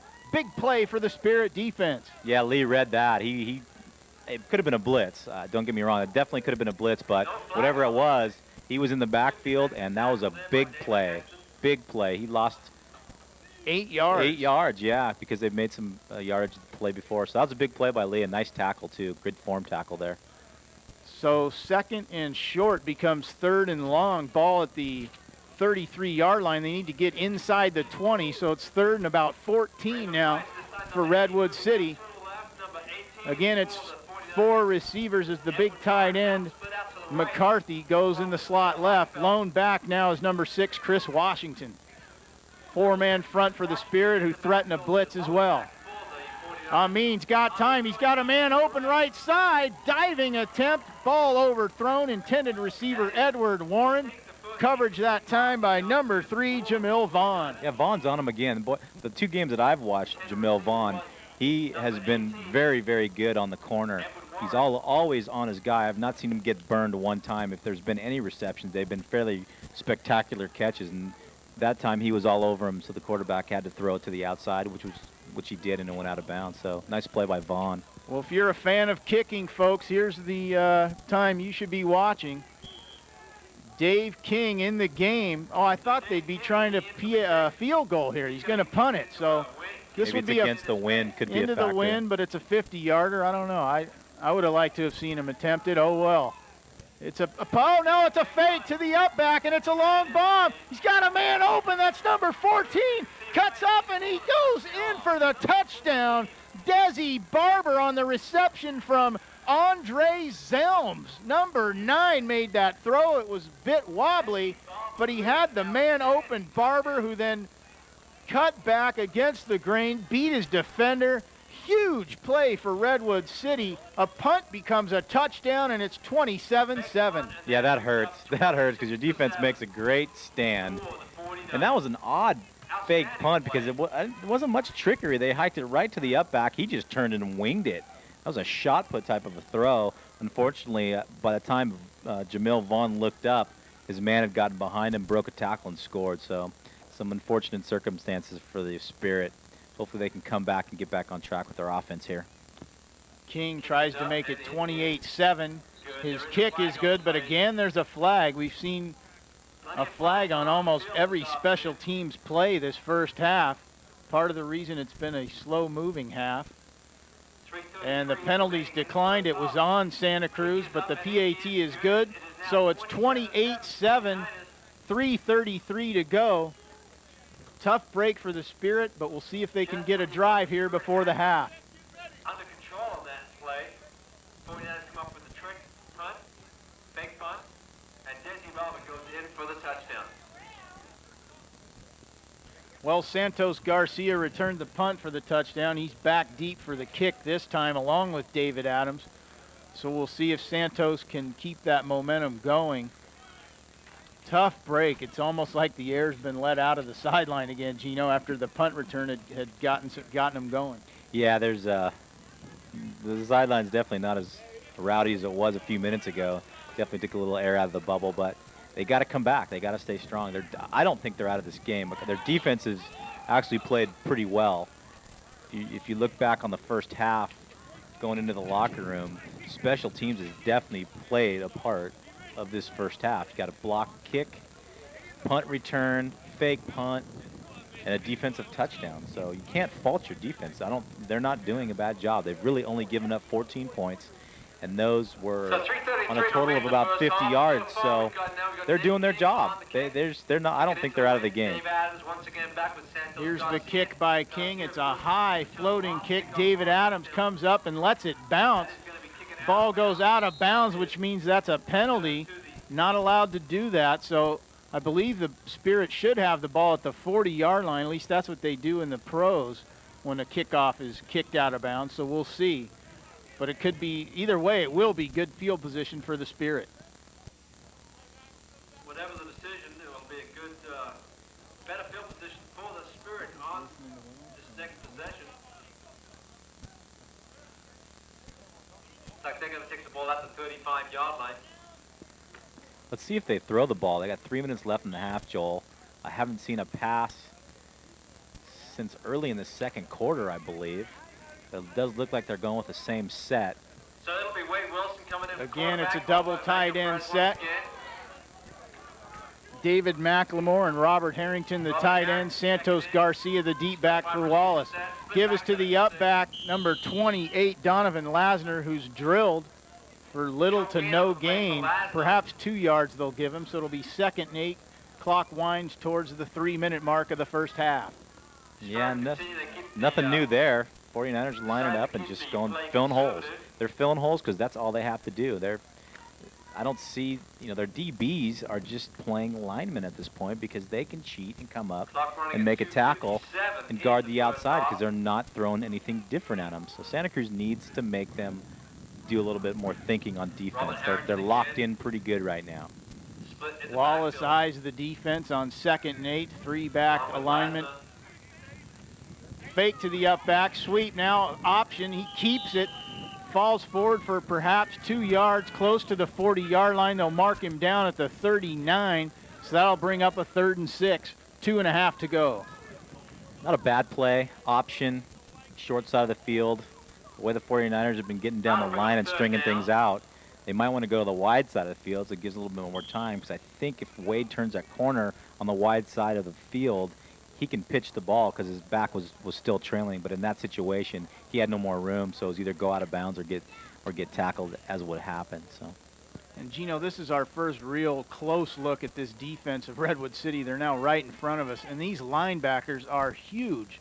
Number 27, Darren Jones. Number 58, DeMarcus Robinson. Those guys are big, big linebackers. Wallace on the quick sprint out, had a man open. Intended receiver was Lasner. Pass thrown away as again Wallace under pressure. Just as I mentioned him, DeMarcus Robinson along with number 8, Eddie DeFlorio, forces that errant pass, so it'll be 4th and 6 with 1:41 to go. Wallace wants to go for it. That is Justin Leach. And Jim Clark, that's embarrassing. Exchanging words with his tight end, David McLemore. And things are getting ugly here for the Spirit. We're finally seeing Rich Bourgeon check in, but that's because they're punting. He's only been on the punt team. Where's Rich Bourgeon been all game? And yeah, now we we start using him. I mean, they got to give him the ball to see if he can make a difference. And again, confusion. They don't know who's in on the punt team. Number 12, Raymond Paris, tried to run in. They waved him off. Coach Clark getting into it with McLemore, so sadly it's gotten ugly here for the Spirit. Romero to kick. He's got the wind behind him. He gets a beauty off. Use that wind to his advantage, plus a great bounce. Ball's going to be marked inside the 15-yard line. So a great job by the special teams. Beautiful punt by Jose Romero. Pins Redwood City deep with 1:28 to go in the half. Yeah, Romero's turned out to be the MVP of the half. He kicked that long 35-yard extra point, and now he's pinning the 49ers deep in their own territory to close out the half. So he's doing a heck of a job out there keeping his defense from, you know, bad field position and giving the 49ers good field position. Hate to see that dissension on the sidelines, Joel. I know it gets frustrating. Quarterback doesn't have time to throw, so your wide receivers, thinking they're open, obviously don't have eyes in the back of their head, and they can't see that their quarterback's running for his life. So hopefully they'll look at these films and you know, say, yeah, I'm sorry, Coach, that was my fault. But you know, in the heat of the moment, this is football, man. So you just want to be strong and aggressive and do your best, and that's what they're trying to do. Or perhaps the coach will look at it and he'll apologize. Not sure who's at fault there, but either way, it's ugly to see that stuff. Over the middle, they try and hit their big tight end. That was Michael McCarthy, and he was open, pass just overthrown, so that would have been a really tough way to end this half. They've got Redwood City pinned deep, and they almost dropped the bomb on them. Yeah, that would have hurt big. That was just out of his fingertips, and he's a big guy. He looks like he's about 6'3", 6'4", mid-twos, so he's running pretty good. But there's, you know, like I said before, there's the difference. The 49ers come out, they're throwing. They're being aggressive. They're attacking. The Spirit offense is doing none of that, and therefore they're down 21 points. So, you know, God bless halftime. Let's see if Coach Clark can come out. And we're so used to him throwing so many different looks at a team, and today it seems to be the opposite. Shotgun for Amin, 4 receivers. He's got 1:23 to go, ball at his own 10. He looks right side, he's got a man open, number 20. Oh, and it's a fumble right in front of him. Number 23 for the Spirit picks it up. That's Dave Phillips. Huge turnover for the Spirit. Ball put on the ground by Edward Warren, who juked Phillips, but then as he tried to cut up field, he was hit. Ball knocked away, and Phillips, who had been juked on the play, Gino, was looking at the ground, looking for his, you know, his equipment there, and he ends up getting a ball put right in front of him. He jumped on it, big turnover. Right time, right place. Actually, that was Lesnar when he juked Phillips as Phillips stayed on his knees. Lesnar threw his hand and poked the ball out right back to Phillips. Now they're in great field position. They got 1:13 to go inside the 10. They punch this in. You got to feel good going into halftime now. Ball marked at the 6-yard line of Redwood City. As Gino told you, 1:13 to go for Santa Cruz, so the time is not a factor here. They've got plenty of it to punch it in here and make it a 2-touchdown game. Wallace on the keeper right side. He's got a man open, throws it up, and it's a diving catch. He caught it. Number 81, David McLemore. They said he didn't catch it now? Now, Oh, one Oh, referee my. signaled touchdown and another waved it off. Oh, and that's a tough break for the Spirit. Oh. They wave it off. No touchdown. It looked like he caught it. That wasn't even intended for him, and he came flying from the other side of the field, dove, and it looked like he got both hands underneath it, but no instant replay here, so you got to go by what the official says. Donovan Lasner, the intended receiver. McLemore, who was involved with that shouting incident earlier with Coach Clark. Great hustle play there. It looked from our viewpoint as if he did catch it, and the referee at the back end signaled touchdown, but the other ref came in and overruled him, had a better look at it, I guess. But again, that's a tough break for the Spirit, so it'll be 2nd and goal at the 6, 1:05 to go, and the Spirit call timeout. Yeah, I don't know how that ref made that call, but he sure did. It didn't look like there was a lot of people there, and from his vantage point, he was across the other side, almost behind him, but he claims he had the look, and he overruled the other ref, unfortunately for the Spirit, because that was a great play by McLemore. He really did. He came from across the field and took charge and just went for the ball. So.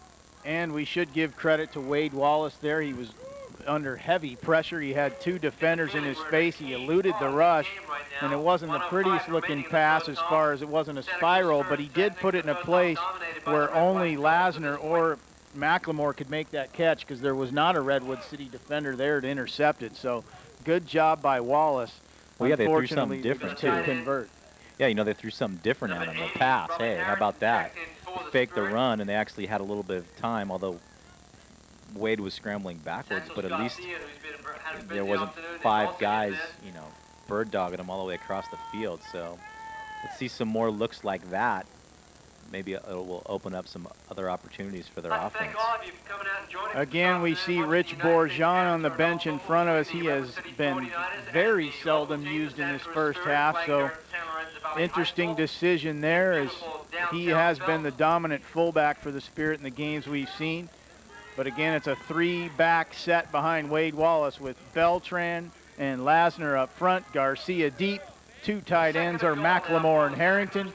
2nd and goal, 1:05 to go, first half. Just a little over a minute left to go in the first half. Wade Wallace, another quarterback. Wallace pitches outside Garcia. He's got to try and get to the corner, but he can't do it as he's dragged down. Great job by the defender there, number 21, Ricky Jordan, sniffed it out, brought Garcia down, and it's 3rd and goal. And luckily for the Spirit, the clock was not wound that time, so just now they're winding it, so we're inside a minute now. 3rd and goal. Advantage. 3rd and goal from the 7, so they'll say he lost a yard that time, and a timeout called by Santa Cruz. Once again, Joel, people not knowing where they're supposed to be, and it looks like Hanson and Brooks are out on the offensive side. They've gone into that huddle, Gino, to pump their teammates up. Number 8, Damon Hanson. Number 99, Lamar Brooks. They're in there telling their offense, you get us a score here, we'll keep it close. At least that's what I think, although we see 3 linemen coming out, so maybe Lamar's so fired up to play today, he wants to play offensive line. He wants to get in there and block somebody. Why not? He's a load. He can move some people, I'm sure. Key moments in this game. Yeah, it looks like they're staying in, and some of the other offensive linemen have come out. So Clark's switching it up, or the Spirit guys are taking it upon themselves to just kind of do what they want to do right now and try to make something happen. That last play was a decent play. They got Garcia some room, at least, to the wide side of the field to give him a shot to juke and break a tackle. But 49er defense, they strung it out really well. Came up and made a nice, solid tackle for a loss or no gain. Well, Gino, you talked at the top or near the top of the show when we discussed the courage of Damon Hanson to be out here with these bad ribs and how fired up he was before the game. So they're going to try and capture some of that fire. He's still got it. He's been screaming on the sidelines before us, pacing while his team's been on offense. He wants to get in there, and he is in there on the right side on the line, along with Brooks. 2 tight ends, 3 backs behind Wallace, 3rd and goal. Lasner also in there. Lasner in motion. Wallace with the snap. Rolls out. He's got men in his face. He finally throws it, though. Incomplete. Tough play for the Spirit that time. closest man to that play was none other than Lamar Brooks, so it was actually a smart play by Wallace, because had he taken the sack, it would have been about a 15-yard loss. Instead, it's 4th and goal at the 8, 46 seconds to go. Yeah, it looked like they were trying to release Hansen as a tight end into the end zone, and they left Garcia in the left flat for a possible screen, and that looked like what Wallace was trying to do is get the ball back over to that side of the field to Garcia, but there was 3 49ers in his face.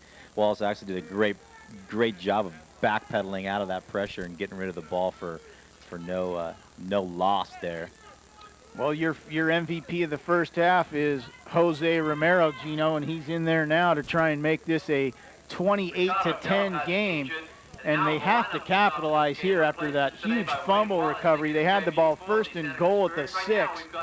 So you'd hate to see him come away with no points here. We'll see if Romero can come through. Snap good, placement good. Kick is no good. He missed it wide right. Tough break for the Spirit. They cannot convert that turnover into points, so the score remains Redwood City 28, Santa Cruz 7, 42 seconds to go, first half. Yeah, they lined up on the right hash mark there, and he actually was plenty long. He had 20 yards to go on that. It was a great kick, but he couldn't pull it to the left to get it back in the middle of the field through the goalpost. So bad break for Romero, but he sure is kicking well. Plenty of distance and actually a nice hold and snap. So that's coming together for the Spirits, their special teams. And it honestly shouldn't have come down to him there. If you got a 1st and goal at the 6, you gotta find a way. And really, I don't know if Rich Bourgeon is being disciplined, if he's fighting an injury, what's going on, but for him to have no carries in the first half is just inexcusable if you're a Spirit fan. You got to see your best guys in there, and especially a situation like that, 1st and goal at the 6, pound your big guy. Yeah, why not? He can fall for 3 yards, you know. See what Redwood City does here is they just run a dive play up the middle, get the clock running. It appears they're content to go to the locker room with this 21-point lead. Clock winds inside 30 seconds to go, first half. It looks like Bourgeon's been playing full-time defense. I can't recall if he was a full-time defender in the last time we saw the Spirit here at home. I know he did play defense on occasion, but he was more of the full-time fullback, and now he's a full-time, looks like defensive tackle. So maybe he just can't go both ways at this point, and they're giving him a break on offense. I formation, and they're just going to let this clock wind down 1 second, and that's it. Halftime at San Lorenzo Valley High School. The score, Redwood City 28, Santa Cruz 7. Back for the second half in just a moment.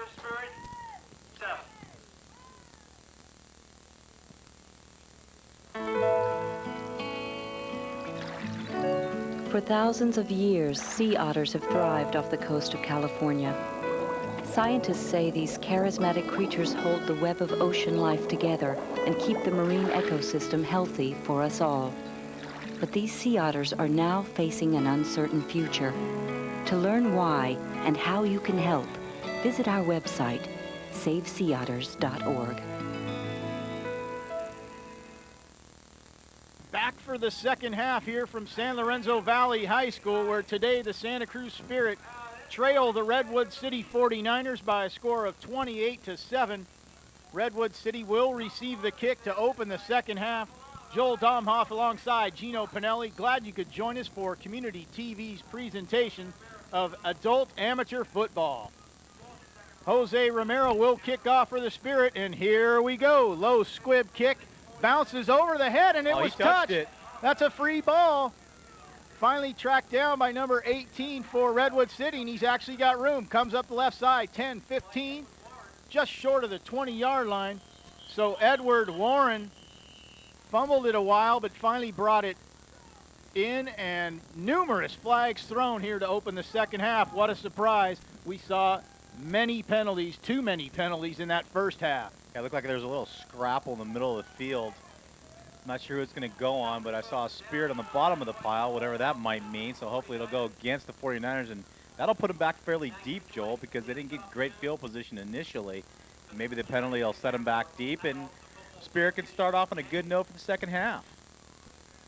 The return was brought out to the 19-yard line, but as you said, we'll check the penalty.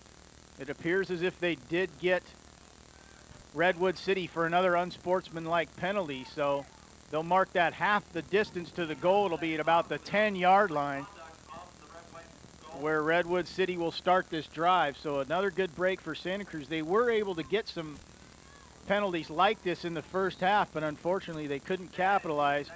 Maybe they will this half. Yeah, that unsportsmanlike penalty has been the 49ers' worst enemy today. That's the only thing that's really set them back, with the exception of a few good defensive plays from the Spirit. 1st and 10 at the 10, split backs behind the quarterback. Alex Amin for Redwood City. 4 linemen for the Spirit. Linebackers threaten the blitz. Left side sweep to their starting fullback. That's number 34. He gets outside. He gets a block. He's got one man to beat. That's Adams. Adams tries to get him out of bounds, but doesn't. And finally, he's pushed down from behind, and they are going to say that Adams forced him out of bounds, but he got past midfield into Santa Cruz territory. Great gain by Tommy Jimenez, the running back for Redwood City. That was a fairly simple play, a little slant left side of the line off the tackle, but he got around the outside and picked up some yardage down the sidelines. We talked about this last week, Joel, wrapping on defense. Adams initially came up and hit him high and didn't do anything. He had to come back and knock him down, but something's going on here, so I'll let you wrap this one up. Actually, Gino, they said he stepped out of bounds way back at the 40-yard line, so it's still a good gain, a 30-yard gain for Jimenez, but not as damaging as it first appeared from the Santa Cruz perspective.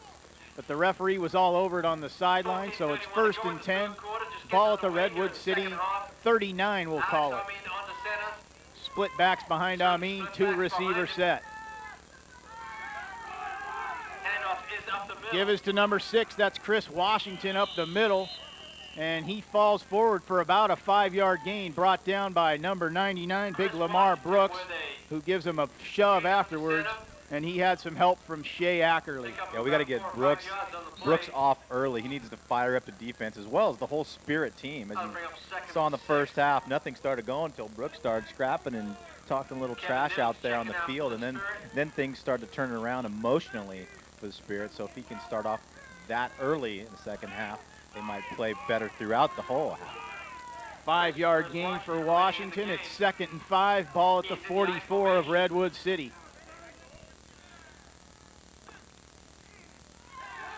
Play action pass. Amin goes deep left side. He's got a man out there, but a beautiful play to knock it away. That was Jamil Vaughn. And a late, terrible flag. Great play by Vaughn, intended receiver Edward Warren. But Vaughn was all over it. We did not see a penalty from up here, Gino. Yeah, it looks like they're calling PI on that, and that's a terrible call, Joel. Vaughn was all over that. He never touched the receiver until after he batted the ball away and then fell onto the receiver. So how do you make that call after the fact? That's not a good call. I'd like to see him confer and maybe override it, but it doesn't look like that's going to happen. So a bad break for Vaughn there. That was a great play. Very tough break for Jamil Vaughn, who's been the stud out there. They're going the other way. Cruz. Maybe we were all wrong. Perhaps you're right, Gino. It appears as if they may talk about this. Well, I don't see a flag on the field, so. Well, the but flag they was are thrown they're marching down off by the a play. penalty. Yeah, the flag was down at the point of contact at the end of the pass play, but now they're starting back at the middle of the field. I'm not sure. We'll find out here, Joel. They're going to call it a pass interference, and apparently in this league, Gino, they don't call it at the spot of the foul. They just call it a 15-yard penalty. So that was the reason for our confusion up here. They just marched it off from the original line of scrimmage. So the ball marked down at the Santa Cruz 41, 1st and 10 for Redwood City. And as we said, a tough break for Jamil Vaughn and the Spirit. Movement on the line. And again, the Spirit are clapping. It appears as if Redwood City jumped once again. We saw them do that numerous times in the first half. Yeah, well, being aggressive, causes things like that to happen. You're so fired up and ready to go that you're jumping a little bit early. So that helps. That helps the Spirit right there get some of that 15 back. 5-yard penalty. Ball now at the 47-yard line. So it'll be 1st and 15 now for Redwood City. I formation behind Amin. 2 receivers. 3 down linemen for the Spirit defense. 4 linebackers threaten to blitz. Give us to the beat-back Jimenez. He's drilled, but he breaks a tackle, breaks another, breaks a third before falling down across the 40-yard line to the 39.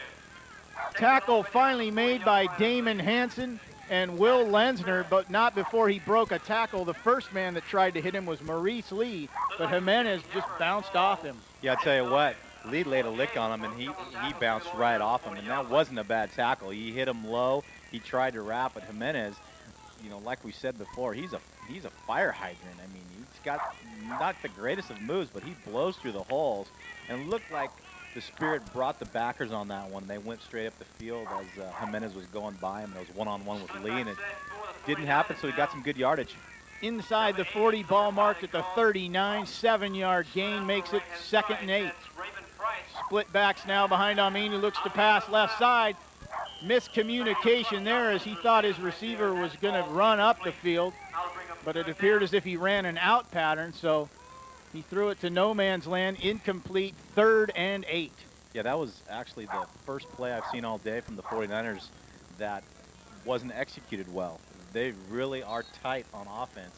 Whether the play gains or does not gain any yards, execution has definitely been a big part of their game and the success of their football team. That was the first time I've seen miscommunication from anybody on any part of the offense or defense.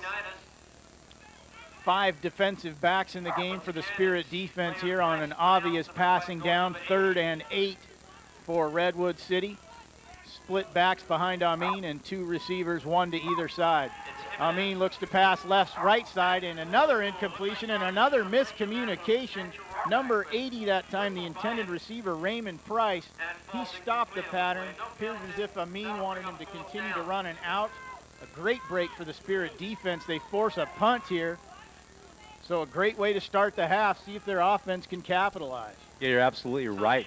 Price made the turn like he was going to cut to make the pattern towards the sidelines, but he stopped, and Amin obviously leading his receiver, luckily for him, threw it out in the open flat. So forced a punt. Good job by the Spirit defense after that pass interference penalty. The man responsible for the Santa Cruz points in the first half is Santos Garcia. He returned one 73 yards. And smartly on the Redwood City perspective, Dave King punts that one out of bounds. More extracurricular activity. This time it's Damon Hansen involved. And we also had on this other side Richard Torres, the diminutive back for Santa Cruz, was trying to get something going as well. So we'll sort this one out. Hansen feels as if it was Redwood City who's going to draw this flag, but we'll let the men in stripes figure it out. Yeah, I don't know about that one. Looks like Hansen might have caused that one, but, you know, once again, someone's got to spark the offense, light a fire under them, because the defense sure is doing their job. So we'll see what they call here. Looks like Spirit's backing up. Well, no, there we go. The punt, Gino, was a beautiful one by Dave King. He got it to bounce out of bounds at the 15-yard line, but they get the 15-yard unsportsmanlike penalty again on Redwood City. So instead of being pinned at their own 15, they've got it at their own 30, do the Spirit. We'll see what they can do. And look at this, Gino. They come out in a 4-receiver set, single back behind Wade Wallace. We'll see if the Spirit open it up here. This is exciting to see. Hey, it's just nice to see this formation, except that instead of that 3 back, so hopefully he'll throw the ball. Wade Wallace in his first game at the Spirit quarterback position. See if he can get his team going. Quick pass. Yeah, Wade's just not, Joel, I don't think Wade's comfortable. He doesn't look comfortable dropping back like he's expecting that rush to be on him, which is well expected. It's been on him all day. So maybe he'll, we talked about it during halftime. I'd like to see him go into a shotgun. At least it's giving him 5 or 6 yards to get a head start, take a quicker look at the defense, and have a little bit more time to find a receiver. So maybe Coach Clark will show that this half. We'll see. At least like you said, they're showing a different look. So it's not the same 3 back, bang it down their throats, which didn't work. So here we go again. 3 receiver set. It's David Gagiri and Henry Torres on the left, Alejandrez on the right. Beltran the lone back. Give is to Beltran. Pyle moves forward. He got about 4 yards on that play, so it'll be 3rd and long. And Gino getting back to Wade Wallace. When he played with us at Santa Cruz High, he was a lineman, a big guy. He went on to play tight end at San Diego State. So he's obviously a big guy, but that also means he's not necessarily quick of foot. And so a shotgun pattern would be good for him because he doesn't have to use that scrambling as much. He can just use his size to look over the defense. Well, yeah, he's big enough to do that already, but when he's crouched down, and here we go right there, Joel, he's in a shotgun position, so Coach Clark has an earpiece on us again, just like last time. 4 receivers for Wallace out of the shotgun on 3rd and 9, we'll call it. Wade rolls left. He's got a man open. That's number 81, David McLemore. Makes the catch. It'll be short of the first down, but from the Santa Cruz perspective, it's good to see that they got a completion, and this could be bad news for the Spirit. The tight end, Robert Harrington, face down on the field near midfield, obviously in pain. Didn't see what happened there, Gino, but whatever it was, he's clearly shaken up. Yeah, I didn't see what happened either, but my guess is it was on some kind of blocking, because if it's not, he's a tight end if I'm not mistaken, and if he's down like that, that means somebody hit him, which is usually pass interference. So unless it was after the catch and there was a block or some extracurricular activity, which you never want to see, because like we've stated many times, these guys are out here for the pure love of football and for fun, so you hate to see these guys get hit. Well, he got up. That's a good thing. Appears as if he just got his bell rung, perhaps the wind knocked out of him, not showing any outward signs of pain, not limping, anything like that. He's looking across the sideline at Redwood City. Appears as if he may have felt it was a cheap shot, so unfortunately we don't have a replay, anything like that, but clearly Robert Harrington shaken up there. Just under 11 minutes in the 3rd quarter. But that shotgun worked, Joel. He had much more time. Didn't make the greatest of pass, but it was a complete pass. And there goes our boy Bourgeon into the game. Man, I wonder if they're going to go for it or... No, this is their punt team, Gino. Okay. Bourgeon has been in there on the punt team to block, but we have not seen him as a running back throughout this game. So, yeah, again, it's Bourgeon as one of the upbacks, along with Beltran. So perhaps a fake coming here. We'll see. Jose Romero looks to do the punting for Santa Cruz. Low snap. It's bobbled by Romero, and he's drilled. Fumble, ball picked up by Redwood City. They're going to go into the end zone for a touchdown. That's number 44, Justin Leach. Unfortunate play for the Spirit to open the second half. Yeah, and that's another defensive touchdown. And their offense has been fairly contained. And I keep repeating it, but the Spirit defense is doing their job. No one else, the special teams have let them down except for the exception of the punt return. And their offense has got nothing going. So you cannot keep your defense on the field all day. You're going to get tired. These guys are not professionals. They do not practice every day. They work. They have to support their families, and you're going to get tired. It's just going to happen. So another bad break for the Spirit. Things were looking good, and then that happened. 34-7. Dave King on to try and make it 35. High snap controlled beautifully by number 12, Sean McCauley. Does a great job to control that snap. He actually caught it with one hand and got it down in time for King. 35-7 the score, 10-17 to go. And as you said, Gino, you look at the numbers. If someone reads this in the paper and sees 35-7, they'll think, oh, the Santa Cruz Spirit defense was dominated. But that's clearly not been the case here today.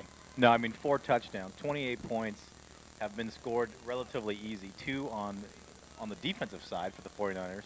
And the other 2 were great field position. So you can't expect your defense to stop a well-executed offense like the 49ers have brought to this game. So, I mean, you're right, Joel. You look at the paper and go, oh, they got drilled. No, they did not. The defense has actually played very well. And they're stopping them. They're forcing them to punt. They're causing them to run many different plays to see what's going to work. So they're just getting some bad breaks. Back deep for the Spirit to receive this kickoff. Number 2, David Adams, and number 11, Santos Garcia. Dave King back to kick for Redwood City, just waiting for the referees to give him the okay. And we'll see what the Spirit offense, it was encouraging to see them come out in a 4-receiver set, so we'll see what they try this time, and we'll see if Garcia and Adams can give them some good field position. Adams runs under the kick, fumbles it, falls on it though, and he's going to have some good field position despite the fact he couldn't return it. The Spirit will have it at their own 28. Yeah, that would have been huge too. Just think if he fumbles that and 49ers recover it, then you could start turning out some lights. There's some stuff going on. The 49ers are much more verbal than they were the first half. It seemed like they came out the first half and wanted to establish their football game. Now they're trying to establish a little walk the walk, you know, talk the talk type of thing. So there's some talking going out there. Fortunately for the audience, they can't hear it, but we're hearing a little bit, and it's Damon entertaining. Damon Hanson's going to draw a penalty here, Gino. I think the referee's throwing a flag, and they let's hope they don't throw him out. They don't like the demonstrative actions that Hanson has shown here on the sideline as he was going at it with one of the Redwood City players on that kickoff. So they're going to get the Spirit bench for an unsportsmanlike penalty. And again, this hurts them. They had the ball at the 28. Now they're going to be backed up. And these types of penalties hurt them. They were able to draw Redwood City into some of these penalties in the first half, but now it's on the other foot. Yeah, it's becoming a trash talk, and it's early. There's still a lot of football left in the second half, and I don't want to see that. I want to see them play some football. You know, the 49ers look like they're a well-schooled team, and the Spirit's doing a good job, and I hate to see it get out of control this early and be nothing but penalties from here on out. No one wants to watch that kind of football. Well, now Redwood City, as we saw Santa Cruz in the first half, they're all clapping as they've been able to get the Spirit to lose their cool and get a penalty. So the striped shirts are going to mark them back 15 yards. 1st and 10 at the 28 becomes 1st and 10 at the 13.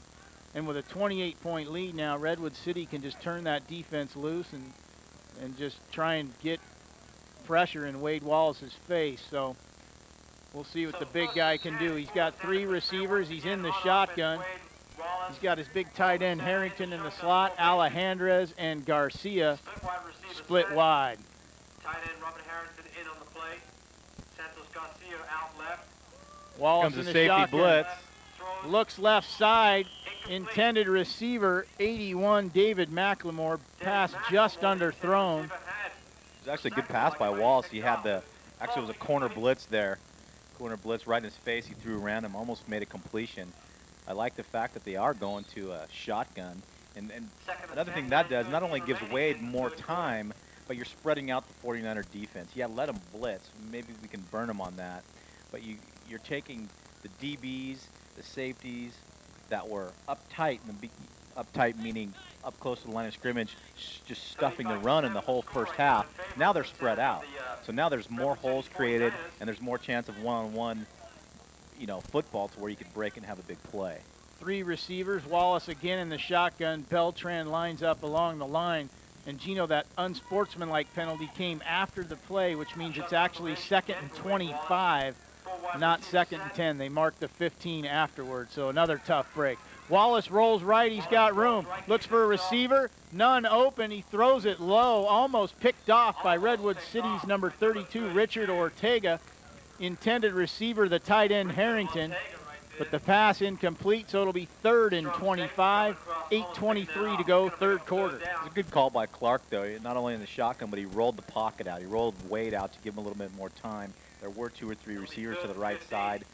Great coverage by the 49ers. No one was open, and, you know, fortunately, Wade threw it low enough so it didn't get picked off.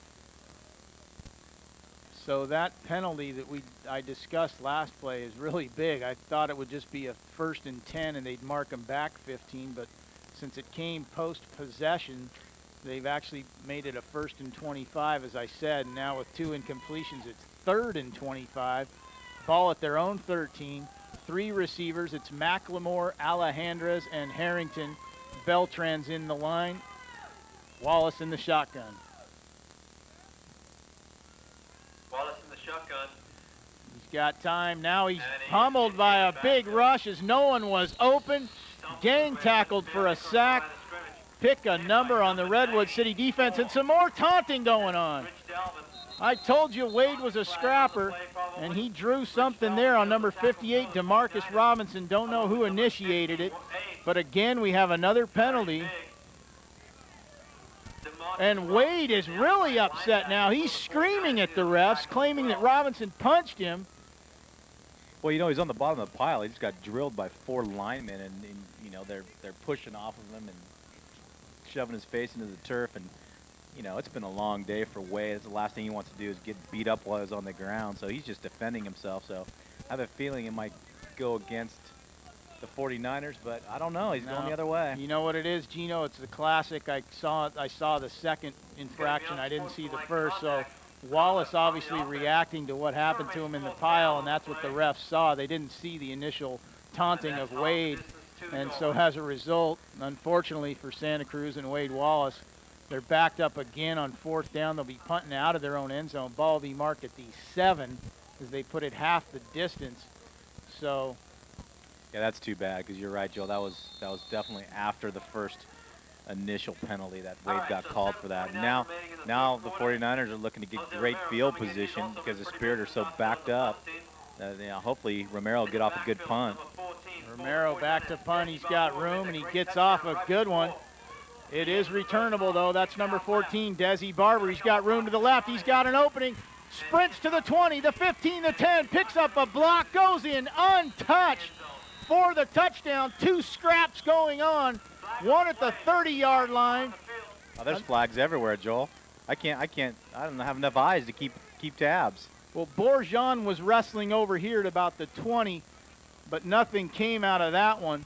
But the one up by the 30-yard line that you see now had 2 or 3 players involved, and it's unfortunate that it's gotten ugly like this. And it really, from Redwood City's perspective, it overshadows a great punt return by Desi Barber, who went in untouched, got great blocking, great special teams, and literally no one was within 5 yards of him that whole return. It's now 41-7, and the frustration sets in. That guy's fast. Barber, he took the ball and he was gone. He's got some wheels. You don't want to give that guy any daylight. It's good blocking. There's a perfect seam on the left side of the field, and he was gone. No one touched him. You're right. I don't think anybody actually touched him with the purple jersey. But once again, we got 2 penalties. It'll probably be offsetting. I'm sure the touchdown will still count because it was after the play, I believe.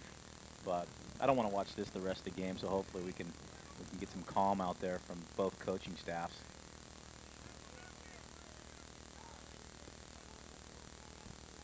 The referees are trying to calm each team down. They've got a couple of the captains out there, I believe. Maurice Lee is out there for Santa Cruz and trying to tell their teams, hey, let's calm this down, guys. We don't need this. It's 41-7. And they're actually going to get, let's see, they're now making the signal. They've got 2 unsportsmanlike conduct penalties on Redwood City, none on Santa Cruz. So does that negate the touchdown? No, it looks like the special teams are out there. It doesn't negate it. It's going to make it's going to make for a 50-yard PAT.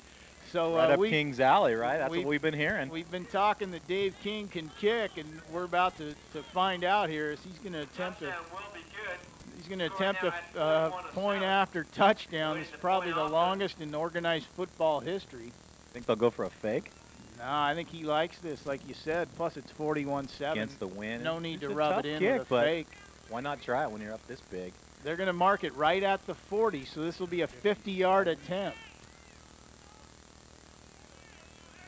And Santa Cruz doesn't even have a team out there, so both coaches are going to bring their teams together, and this is good to see, Gino. Let's get these guys to calm down and, as you said, just focus on football. Yeah, no one's getting paid out there. I mean, you don't want to go out there and have your whole Saturday ruined trying to have fun playing football by trash talking and getting into scraps and penalties and having a 3-hour second half turn into a 60-7 football game.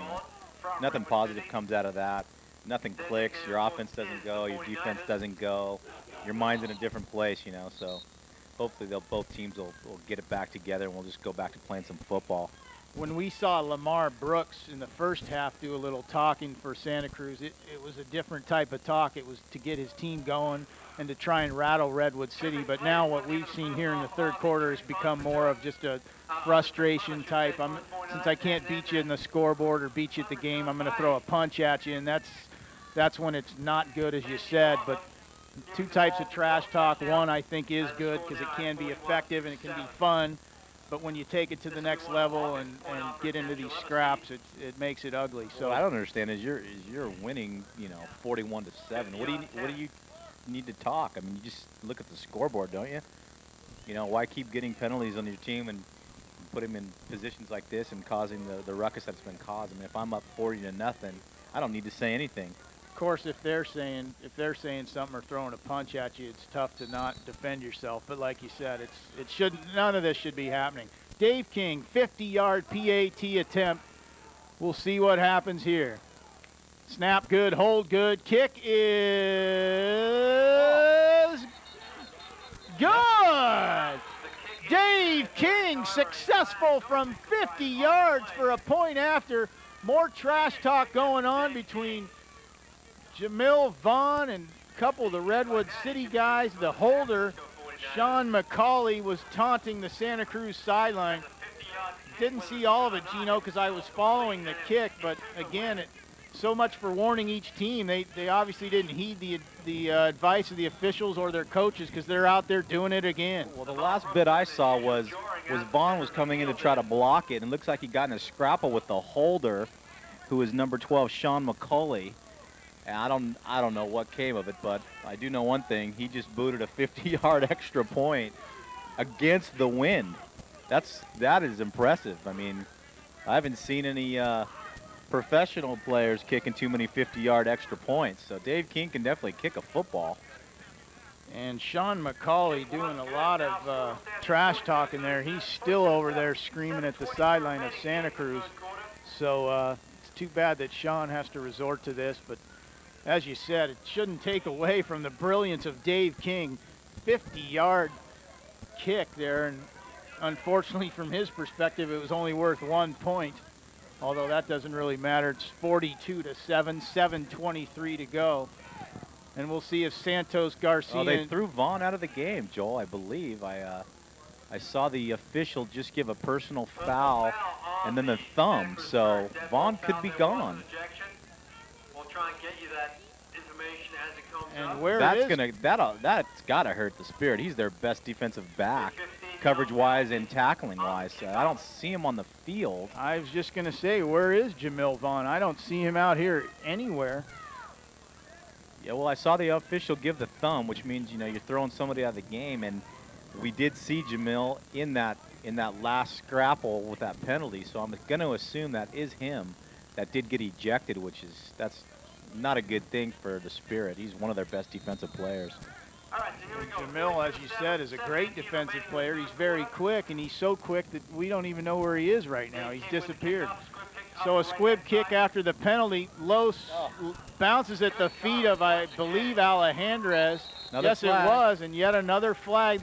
Looks like they may get a late hit on Redwood City, or they dove at Alejandrez's head, but we'll see.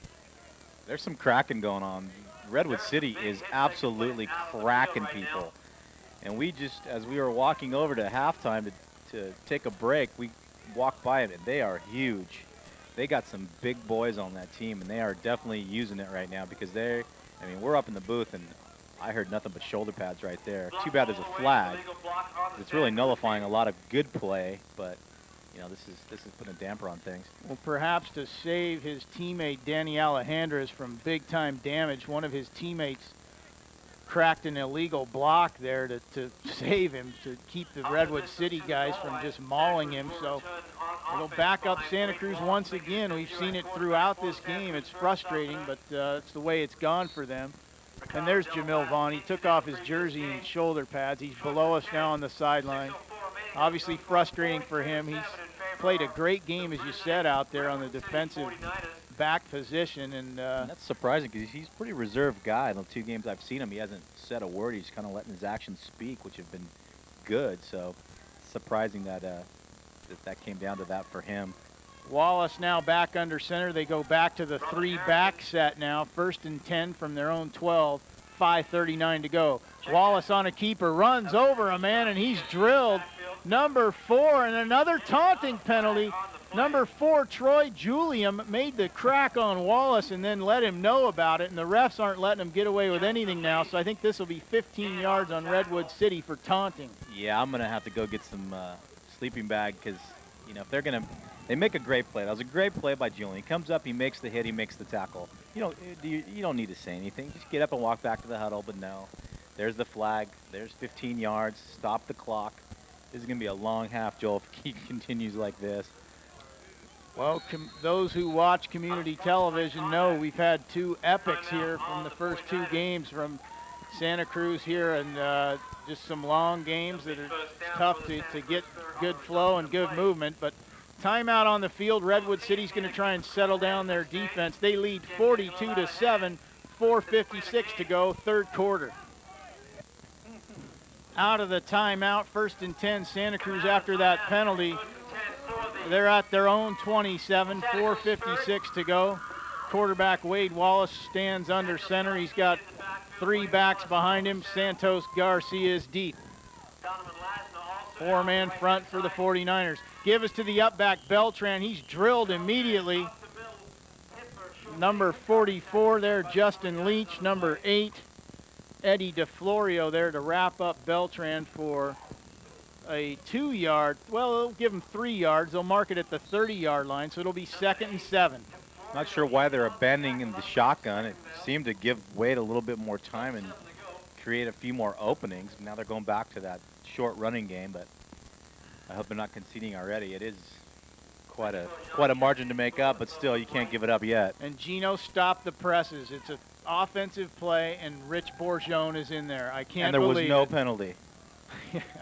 We were actually going to see Rich Bourgeon. We saw him maybe 3 or 4 plays the first half as an up back, but he's been so successful as the tailback in this offense. It's really surprising that we haven't seen more of him. Give is to Bourgeon, and he gets a gain, 6-7 yards. He bowls his way. First down for Bourgeon. We've finally seen what we've been wanting to see all game. First down, Spirit, inside 4 minutes to go. I don't think you got to be a genius to figure that one out, Joel. 6'1", 240, can run the ball, runs hard, runs low. There's 6-8 yards on his first carry. Again, first carry of the entire football game. I mean, he's been a dominating force for their offense, and they have not utilized him one bit today, which is very, very surprising. He hit that hole hard. He broke a tackle. He ran over a second tackler on his way, as you said, to an 8-yard gain. Ball at the 38-yard line, 1st and 10. 3 backs again. Bourgeon is up. Give again is to Bourgeon off the right side. He bowls his way forward for another 7 yards. He's still going. So Rich Bourgeon, 2 impressive runs. Gets out to the 45-yard line. It'll be 2nd and short. Yeah, right up the middle. I mean, you know, he's the type of guy it takes 2-3 guys to get a hold of and tackle. It can't be one-on-one like it's been. You know, you got smaller backs for the Spirit that have been trying to break these tackles, and it just doesn't happen. So Bourgeon's making it happen in there, and 2 plays in a row, 16, 18 yards, and 2 plays with no penalties. You know, move the ball, move the chains. That's the name of the game. Now you can open it up, right? Now maybe they're going to key on Bourgeon, maybe gives Wade a little bit more time to make something happen in the passing game. Maybe roll out with a tight end in front of him, give him the run-pass option, something like that. We'll see. A 7-yard gain for Bourgeon. It's 2nd and 3. And again, it's 3 backs behind Wallace as the Spirit offense looks to move.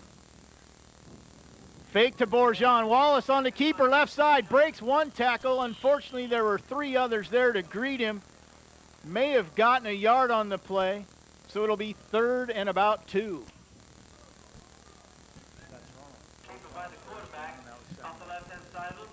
Not a bad play there. They went back the little rolling option to the short side of the field. I'd like to see him dive Bourgeon in the middle, you know, fake the handoff to Bourgeon and have Wallace roll to the opposite side, maybe with either a back behind him or the tight end trailing him along the line. Maybe there might be an opening there just for 4 or 5 yards, but, you know, mix it up a little bit. And Gino, the Spirit are being given a free down here. They have made an error. All the refs are confused, the man on the down marker. They think it's 2nd down, but it's really 3rd down. Bourgeon got 7, and then Wallace got 1. There should be no doubt that it's 3rd down, but Again, this is poor officiating. This is another thing that slows the game down. It's third down, guys. Let's figure it out. It's not that tough. It's not brain surgery. You could actually count those downs on one hand, so it's not too bad. We don't need our calculator. Yeah, hopefully they'll change it, because you're right. Bourgeon ran for about 7 on the first down. Wallace went for the option on second. There they go. They just changed it. It is third down. Let's see him get this, Joel. Let's see him plug forward and get 3 yards and keep those chains moving and keep the clock running. And, you know, at least if you're going to lose, make it positive. You know, let the offense get some rhythm, because that's what they did not have in the first half. The defense did their job, I feel, you feel. Score's not indicative of that, but the offense needs to gain something here, even if it's not for this game. Moving on, I know they have to win a couple more games to try to get in the playoffs, so they're going to have to get sharp if they want to do that. And let's see how they try and get it, Gino. I'd like to see Bourgeon get it. Even if he's tackled, he's able to fall forward for positive yardage, so we'll see. Wallace fumbles the snap, dives forward and recovers it. He got it actually close to the first down. It might be half a yard short, but I think Wallace fell back on it. Yeah, he got it about a half a yard on that play, so it'll be 4th and about we'll call it 2. I guess it's about the original line of scrimmage. And they definitely should go for it. It appears as if they will. They've got Bourgeon in there along with Santos Garcia, David Gagiri, Donovan Lasner. Yeah, let's see if they give it to him or if they use him as a decoy, send him up the middle and give it to somebody else. Maybe that'll, you know, spring something. Horn sounds to end the third quarter. At the end of 3, Redwood City 42, Santa Cruz 7. Fourth quarter will begin with Santa Cruz in the ball at their own 46, 4th and 1. We'll be back to see what they do with it right after this. Start of the fourth quarter here, back at San Lorenzo Valley Field, Spirit ball, 4th and 1 at their own 46. Wade Wallace under center, and he calls timeout. Didn't like what he saw there. As the 49ers threatened a blitz, they had virtually every defender up at the line, so smartly, Wade called timeout. Yeah, it was a good smart play by Wade. He's, you know, finally, I think he's, as the more he's out there, it looks like he's more comfortable.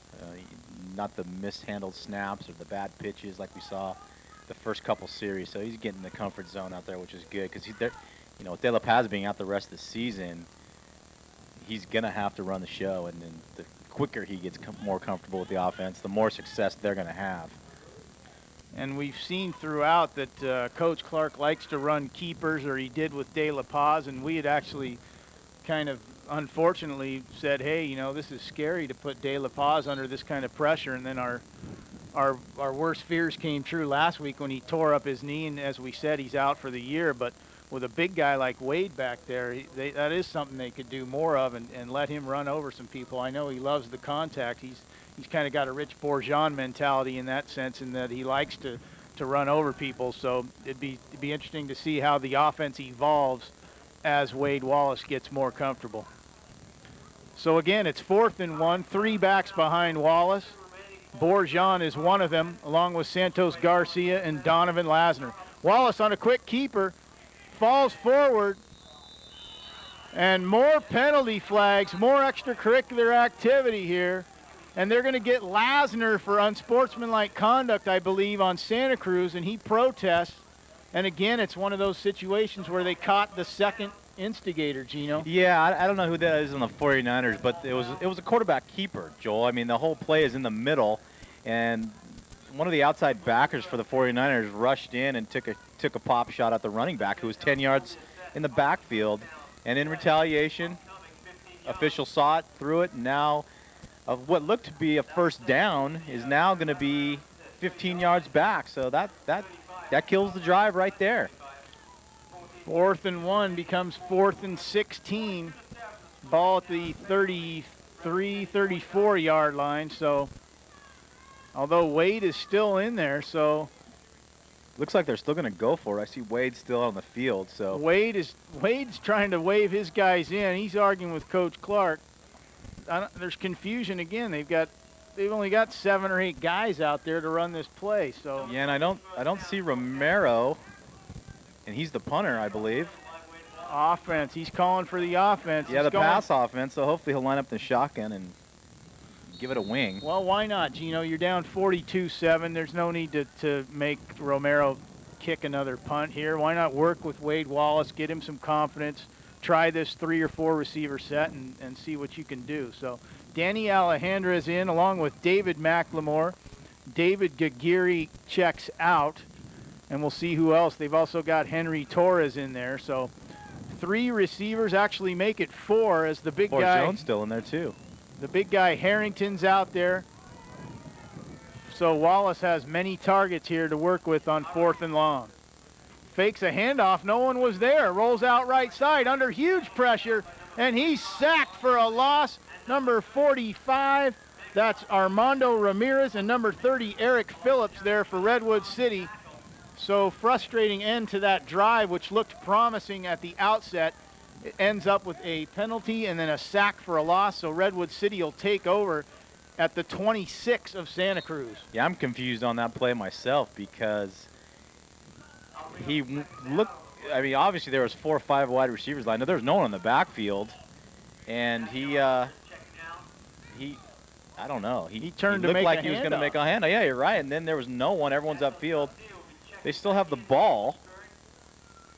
And okay, now Gino, we're finally, it takes us a while, but the guys on the down markers are all messed up. We're all messed up. This is what happened, folks. That dive play now out at midfield got Santa Cruz the first down. Then they called a post-possession foul on Santa Cruz. The unsportsmanlike backed him up, so it was 1st and 25. It's now 2nd and about 30 after that loss. So that was a first down play. Oh. Wallace drilled, but he stays up and takes another hit for doing so. Number 4 for Redwood City delivered the second hit, Troy Julian. Number 32, Richard Ortega, got there initially, and another loss for Santa Cruz, so they're going backwards. I do need my calculator now. Yeah, you know, fortunately and unfortunately, fortunately Wade's a big guy because he just got a college tight end flashback because he wouldn't go down on the initial hit. He got stuck the first time and he held his ground, but he got blindsided. I think he's getting a feeling what an NFL quarterback feels like. I mean, those guys are big, 6'4", 230, and that's just what Wade is. You can only take so much punishment, so, you know, trying to be tough could get you hurt. I hate to see that at this point in the game. Well, folks, we had a 15-yard penalty and 2 negative sacks there, so let's see. Santa Cruz has the ball at their own 15. They need to get to the Redwood City 40, so that makes it 3rd and 45. 3rd and 45, folks. If he's got to play for this situation, more power to him. Eye back is Santos Garcia, tries to get outside, but he's gang tackled once again by this impressive Redwood City defense. Little to no gain, so that should set up the punt now as it's 4th and, as I said, 45. So why don't you throw there, Joel? I mean, 3rd and tomorrow, and you line up in that triple wing back offense and you run the ball. Put him in a shotgun, let him throw, give him a chance. Wade's got to get a feel for some passing plays, it looks like, because that's definitely hasn't been any kind of a strong part of their game today. They've shown some success with running the ball, especially since they put Bourgeon back in the game. But once again, you know, they go back to the running game, and now they got 4th and forever, and Romero's got to try to get him out of a bind again. And again, he's punting into the wind, so on top of everything else, he's got Mother Nature working against him besides. Back deep for Redwood City, that's Desi Barber. He's already taken 1 to the house. And an unblocked rush that time. Romero gets out of the way. It's a fake. Tries to throw it. It's a jump ball brought down by Redwood City. That's number 4, Troy Julian, with the interception. So can't really fault him for trying that at this point. 10:50 to go. It's a 42-7 game. Yeah, that's about as good as a punt, right? I mean, he threw it about 30 yards, so with this win, I don't know how great of a punt he was going to get off anybody, so why not try it? You're down that much. I don't think that was that bad of a play, really. That was actually a good play. The only criticism, as you said, may have been, if you're going to do that, why not let Wade Wallace do it to get some more experience and let him chuck one down there. But can't fault that try there by Coach Clark, as they're down 35. Why not let Romero have some fun, try and throw a pass and see what happens. We're going to see what kind of class Redwood City has, you know, by not running up the score. Let's see if they just pound the ball. Well, they did so on first down as Jimenez takes it left side. He's untouched, finally hit, but way too late. When it takes a defensive back to bring you down, then you've done some damage. That was the case there. David Adams on the tackle, but Jimenez with a big gain, first down yardage inside the 20. And slow to get up for Santa Cruz is their linebacker, Maurice Lee. Well, when you got to chase the play 20 yards behind you and make the tackle 20 yards down the field, that makes for a long run for an inside linebacker. I like Jimenez for the 49ers. He just runs up the field. No, he's not throwing anything fancy at you, but he runs hard and he runs low, and he's had a lot of success today. Clock winds inside, 10 minutes to go in the game. Ball marked down at the Santa Cruz 17, 1st and 10, Redwood City. They lead 42-7. This time they give to the big guy. That's their fullback, number 26, Rick Davey. And he's brought down by, was that your man Lenzner there, Gino? Yeah, we finally get to call his name again. I'm kind of laughing to myself, Joe, because I'm watching Mr. Lee, number 55 for the Spirit. And he's got to be getting tired. Someone just blocked him. He fell down. He laid on his back, kind of laughed. It's got to be a long game for those guys out there, especially when they got to wake up tomorrow and try to regroup to go to work on Monday. So, but finally, Joel, we're getting football. We got back to football. It looks like everyone's settled down and they're actually trying to have some fun out there again. And again, folks, we've stressed it throughout, but this score does not reflect the Spirit defense. It's been a breakdown on special teams and field position that's really hurt them. Give up the middle that time to Jimenez, the running back. Gets about 4 yards on the play. It'll bring up a 3rd and short, ball marked right around the 10 of Santa Cruz as we wind down towards 8 minutes to go. Yeah, let's hope that Redwood City doesn't decide to throw the ball, because I think the Spirit has pretty much conceded the game, and they're just bringing everybody. I saw Bourgeon, I saw Lee, I saw Lesnar. They're just flying and basically blitzing on every play to try to get the back in the backfield. So if they do decide to throw, there's going to be some wide open people, and I'd hate to see them get another score here. Split backs now for Amin on 3rd and short. Gives to number 47 on a sweep. He straight arms one tackler, tries to dance his way outside, can't do it. Maurice Lee, the last guy to get there, the carrier, Richard Beard. Looked like if he had fallen forward initially, he would have had a first down, but then he tried to dance and ended up going backwards. I think he stepped out of bounds and a few yards short of the first down, but there is a penalty. Flag on the play, we'll sort it out. It was one of those long running plays that often is holding when you're running that long. So do you decline this, Joel, if they're short and make them, kick a field goal, I guess, but. Oh, you always back them up, I think, and they'll do that. So 4th and 1 will essentially become 3rd and 11, it appears. So ball backed up at about the 22-yard line of Santa Cruz. 6:49 to go as the clock continues to wind.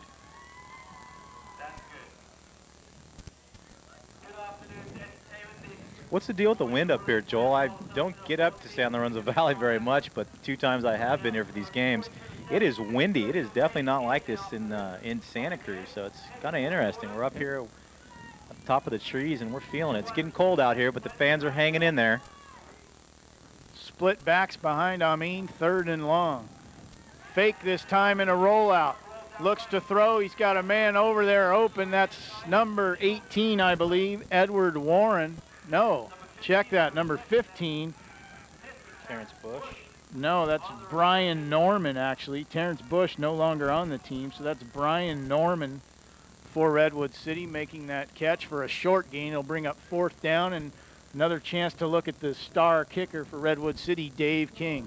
Yeah, this should be a chip shot now. I mean, his wind's really blown at his back, so he should have no problem making the distance. As we've seen, he made 50 yards. Was that one against the wind? Against the wind. He's just got to get this in the air, and the Mother Nature will take over. 35-yard attempt here for King.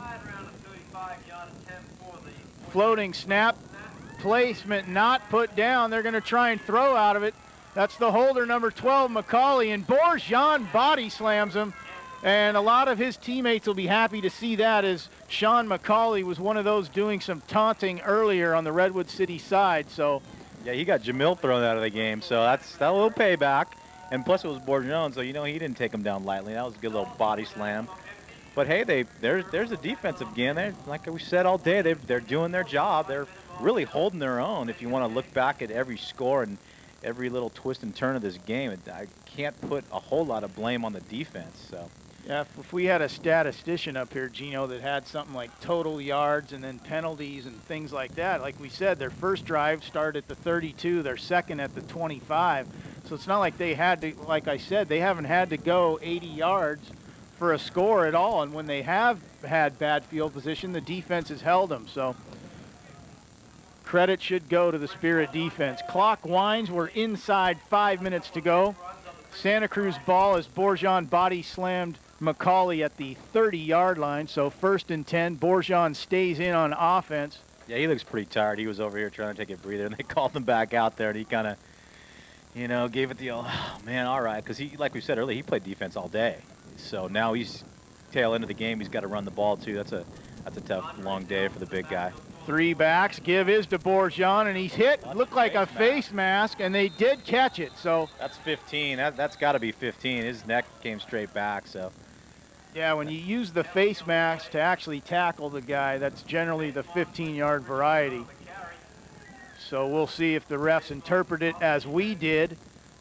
Either way, Bourgeon looks a little tired, hands on hips, and didn't quite hit the hole as hard as he has in the past that time. Well, no, you know, he got in there, and I don't even think he caught his breath yet, and they said hike, he had the ball in his gut, but he's pumping away. He's doing a good job, so it's nice to see him run. It's fun to watch him run, really, because it takes so many guys to bring him down.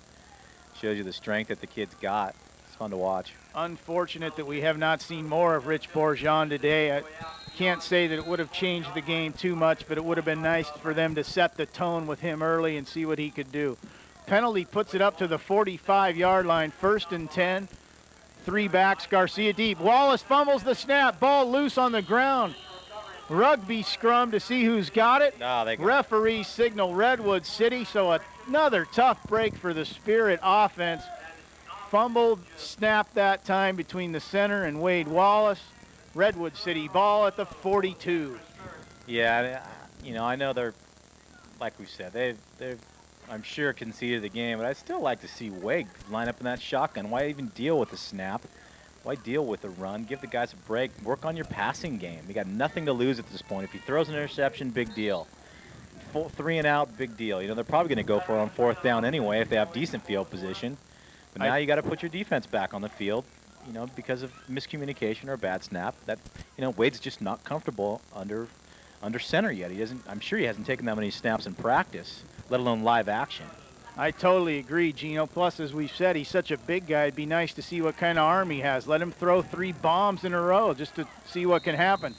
Snap that time and a sack for the Spirit defense. Will Lenzner in there as well as number 23, Dave Phillips. So a loss on the play there as we wind inside 3 minutes to go.